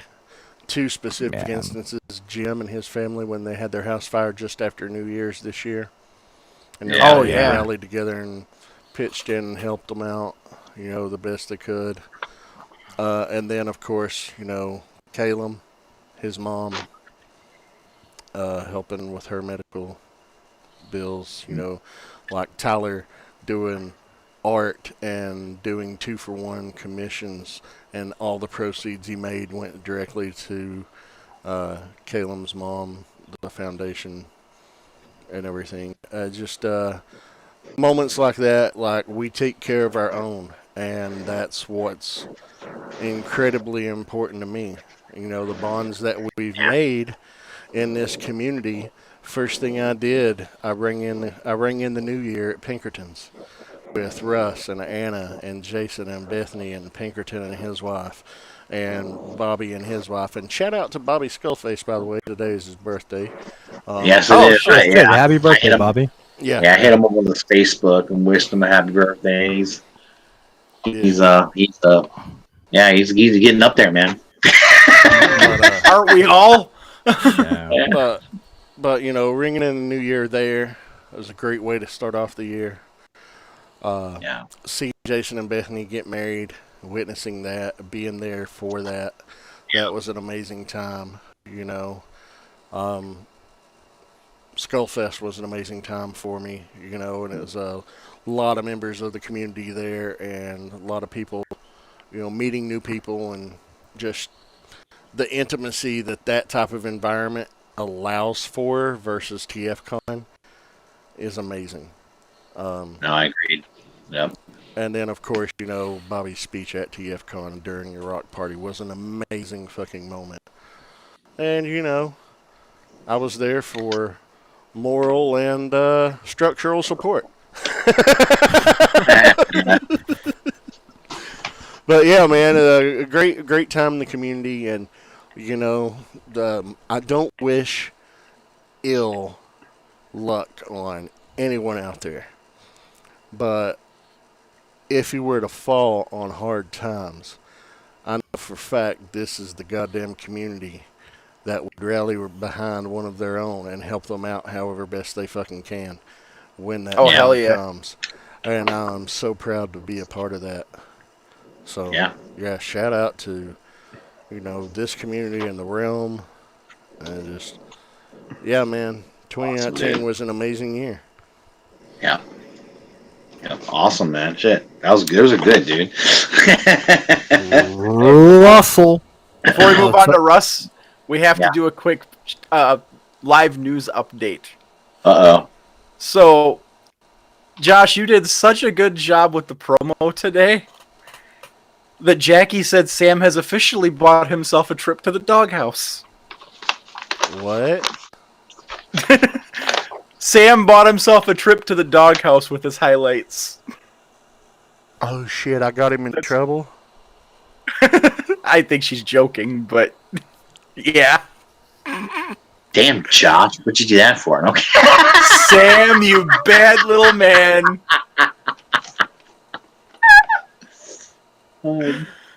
Sam. I guess about it. Sam. Okay, we can little continue. horny. I just had to laugh at Sam. He's like a little horny elf, dude. It's great.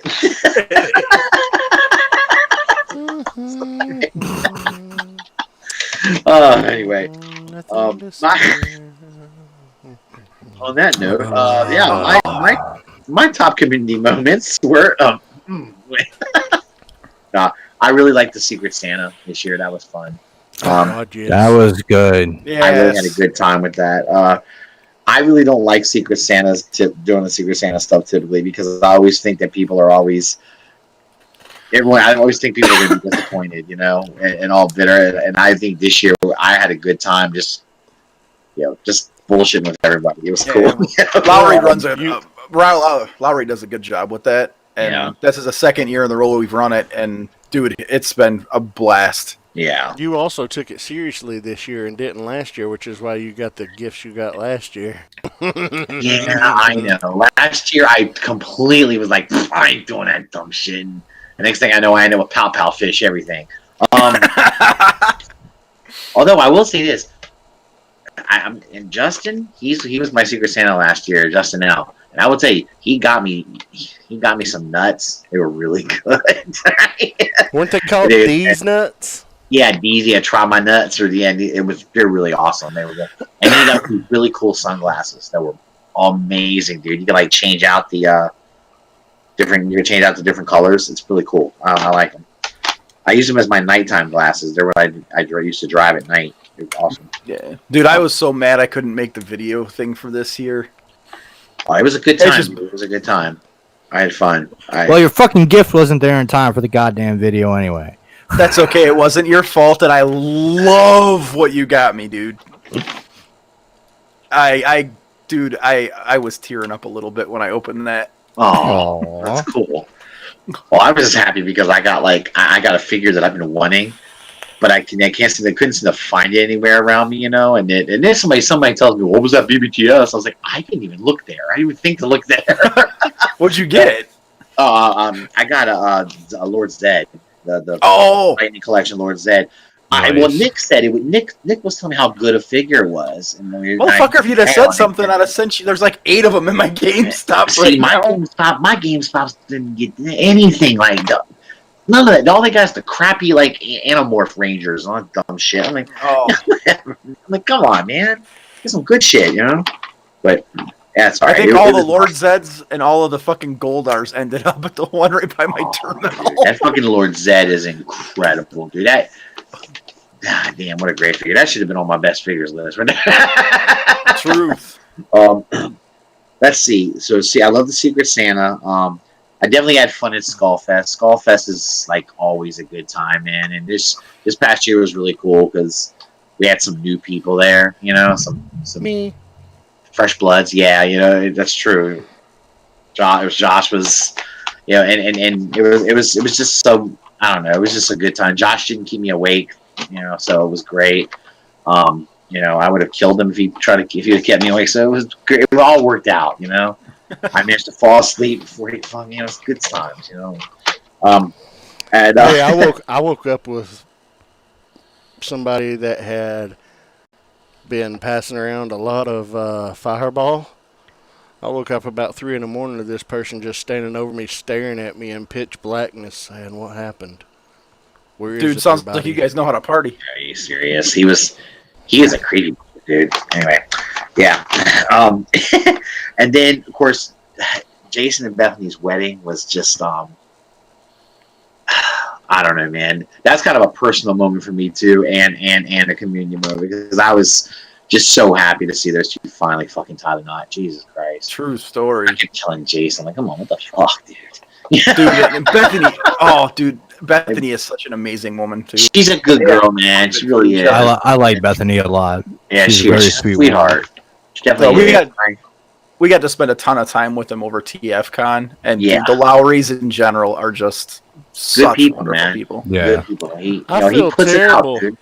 I feel terrible because every time I'm around Bethany, somehow my intestines just represent the absolute worst of me when I'm in her presence. Yeah, I know. She definitely has an opinion of you. I will say one thing in case the Lowrys are listening. Hey, Bethany, personal space. Oh yeah. That was so fun, dude. Oh, my it was God. hilarious, and That's it's still going. Yeah, that should have been one of my favorite moments at TFCon. But and of course, my big community moment was TFCon this year, just all around. I mean, I had so much fun. We hanging out with people that watch our show, and they were coming up to me and we're like, I'm drinking and shit, and they're like, "Hey, Russ, man, watch you guys all the time," and it was like, "Oh, that's cool," It was so awesome, man. It was just fun to have people, talk to people who are actually, I'm like, "Hey, man, you gotta hop in the chat sometime. Why else to do that?" It's just, I don't know. It was cool, man. I really had a good time. I mean, I've had past TF cons where you have people come up to you and go, "Hey, you are."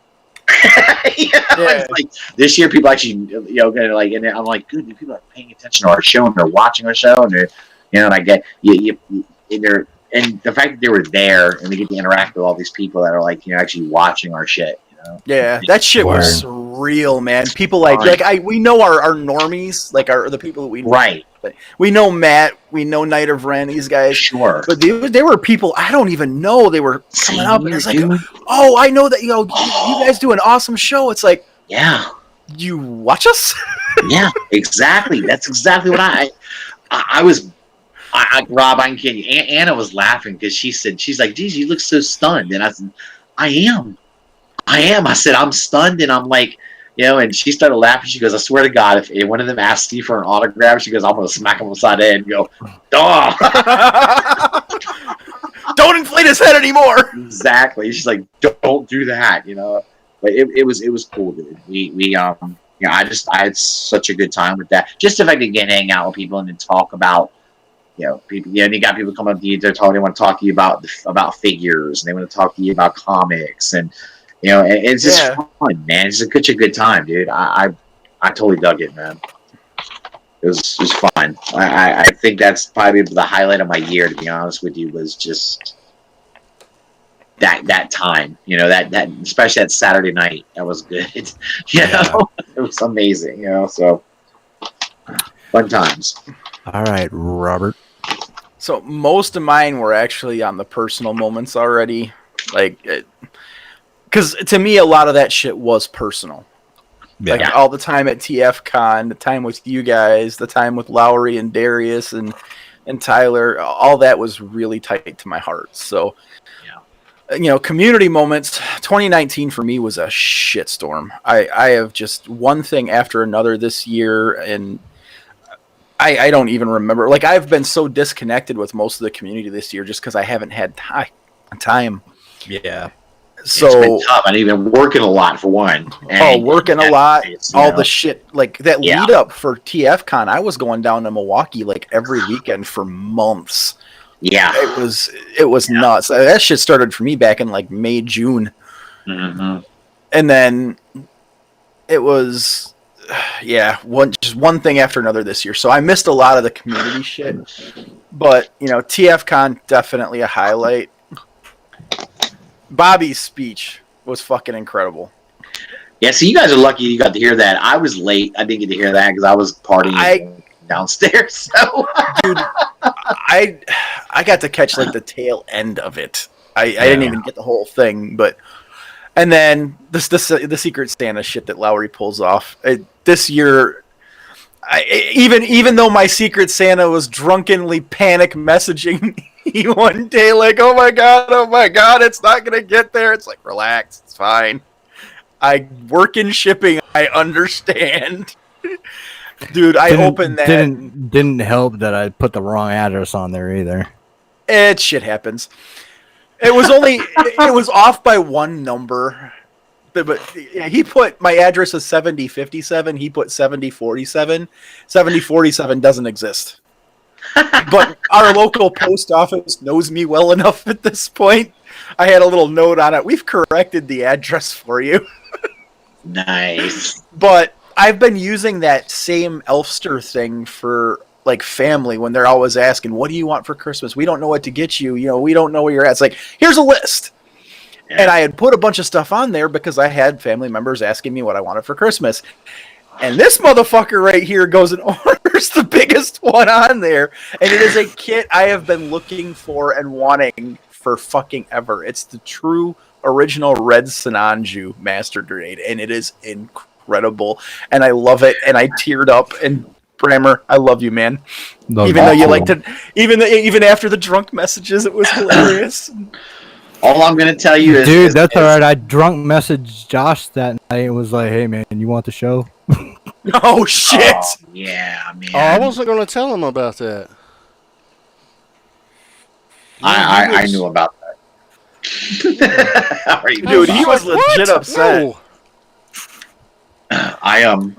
By the way, have you started on that synergy yet?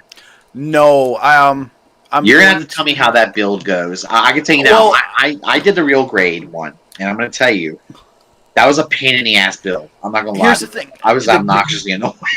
Looking at the kit, I'm pretty sure it's gonna build just like the Sinanju Stein narrative version. They're just basically different colors and some different accessories. So they're essentially the same, just different. Okay. And it went great, dude. I loved that build on the narrative. It did. Was, you don't fuck with real grade all that much, right? So, I mean, I've built 2. Well, that's Sinanju, that real grade Sinanju. Josh, you did the real grade Sinanju, didn't you? No, I have the real grade Sazabi, but I haven't started yet. Sazabi, okay. The only real grade I've done is the Grandpa. Well, I'm going to tell you that fucking real grade Sinanju was... It's a cool when it's done, but what a bitch. It was a bitch. I built a few other real grades, and that one was the hardest one I've done. It was crazy. It was just... And this shit wants to keep popping off, dude. I had to glue shit. Yeah. Because I can't. See, I did the crossbone, and I did Yeah. Ian and I did the new together. Yeah. Crossbones was cool. I like that one. That was fun. Yeah, the real great crossbone was good, and your real great crossbone kicks the fucking master grade in the teeth. Yeah. That crossbone full cloth that I got was fucking terrible. Really? Oh my god, I hated that kit so bad. I just wanted to be done with it, and it sucks because that's one of my favorite offshoot designs. Yeah. Like it's a manga only, Right. and I love the design of it's a pirate Gundam. Come on, Right. That's why it's cool. And the weapons are dope, but it can't do shit. The arms fall off it. You look at it cross-eyed, and it just comes to pieces, and you can't fix it. There's no fixing it. That drives me crazy. Yeah. Oh, I'm sorry, Nick. We've eaten them your time. Are you good? Rob's all you got. Rob, are you good? I'm done. Okay, I think you're done. All right, Nicky, what you got, baby? Am I blinking all over the place? You did for a second. Okay. Yeah, I'm done. All right. My top 3 community moments. Hitting 1 year doing this show. That's pretty awesome. I didn't think that I'd make a year. Especially in the early going, just like being so confused about all the technical stuff and just like not asking for enough help. You know what I mean? Just like trying to take way too much on my own shoulders and not using you guys to the best of my ability. Like, not delegating. But after I figured out, let Josh take care of the fucking hosting and shit, things ran so much smoother. The fucking relationships we have on the show are just amazing. I mean, I talk to you guys every day. The family chat, we talk every day. There's so many messages, and like that's the thing. Like, not only hitting 1 year of the show, but seeing the growth of the people that are down with us, and that just it warms my black little heart. That family chat. It's a riot.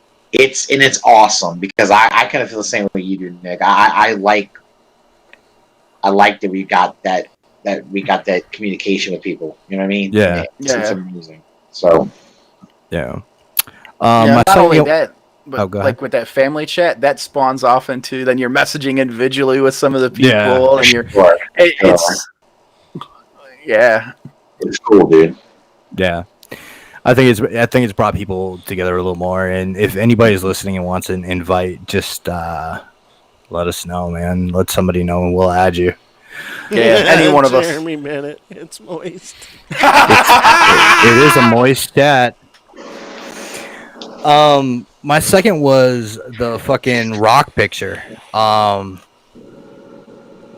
They've grown every year. Oh yeah. Oh, and stairwell this pit. year, and like you could see when we did the first pick in DC from there to now. Yeah. And I mean, like, crazy. And Ace, Dust, and Pinkerton getting everything set up for that was just amazing. And it's Ace forgetting how his camera works. Ace having to run from one side all the way to the other in time just to get in the picture twice. Good, dude. Ace by remote. Yeah. So those rock picks just tickle me. It's so much. It's so much fun to see like how much everything grows, and I just can't wait for whatever the next step is. My third one. Sorry, I had to see Russ's face. Yeah. Moist. At my first TFCon in Chicago, I met a brother group, Alex and Eddie. And I've become kind of close with them, and it's fucking awesome because I've seen them at every TFCon now. Yeah. And I got them into the rock, so Alex is in there, and it's it's nice. it's I love the fact that we build relationships and you watch them grow and you watch them flourish, and like Alex and Eddie are two really cool dudes, and Yeah. I'm just happy that I could introduce them to other people this year, and yeah, That's awesome, dude. That's yeah. really cool, actually. So That's what I remember. There was a time, man. We still pushed growth. I know we do, but goddamn, I remember there was a time where we were pushing hardcore growth. I mean, my God, I'll never forget. It was like a heavy recruitment. If I look and see how many members of the ROC were in Charlotte, right? That TFCon, and then I look compared to this recent TFCon. It's like, holy fuck, there's way more people. Yeah, and the fact that it's not just a Facebook group, like these Yeah. people show up in person together. Yep. Incredible. It's definitely grown exponentially. It's insane. And it's cool how many people you kind of get to meet through it, and then you develop all these relationships. and like outside. I'm just happy that we have our little own black sheep corner of it. You Yeah, know? me too. Like, like We're the Motley Crew. I love it. yeah. I mean, we get along with everybody and we do our own thing, and it's just it's fun, and that's what I'm all about. I want 2020 to be the year of fun. Yes. Nice. And if you threaten to leave the show again, Jocelyn will kick you in the head with his prosthetic. Yeah. I'll just try to keep the alcohol content pretty low. Oh my god. Let's not get too low now. Come on. Oh my god. I don't know if you guys noticed me how much rum I was taking to the head on that fucking stream. Jesus Christ. Quite a lot. Oh, I love it. The answer to that is all of it. Yeah. Nick, you don't understand, Nick. I've seen you drink so much fucking alcohol that you have to consume a lot to impress me now. Because you set the fucking bar so high. Oh my god. I've seen you drink so much I think a fucking horse would pass out of it. Drink as much as you drink. It's insane. But I'll be up bright and early in the morning, ready to go again. That was insane.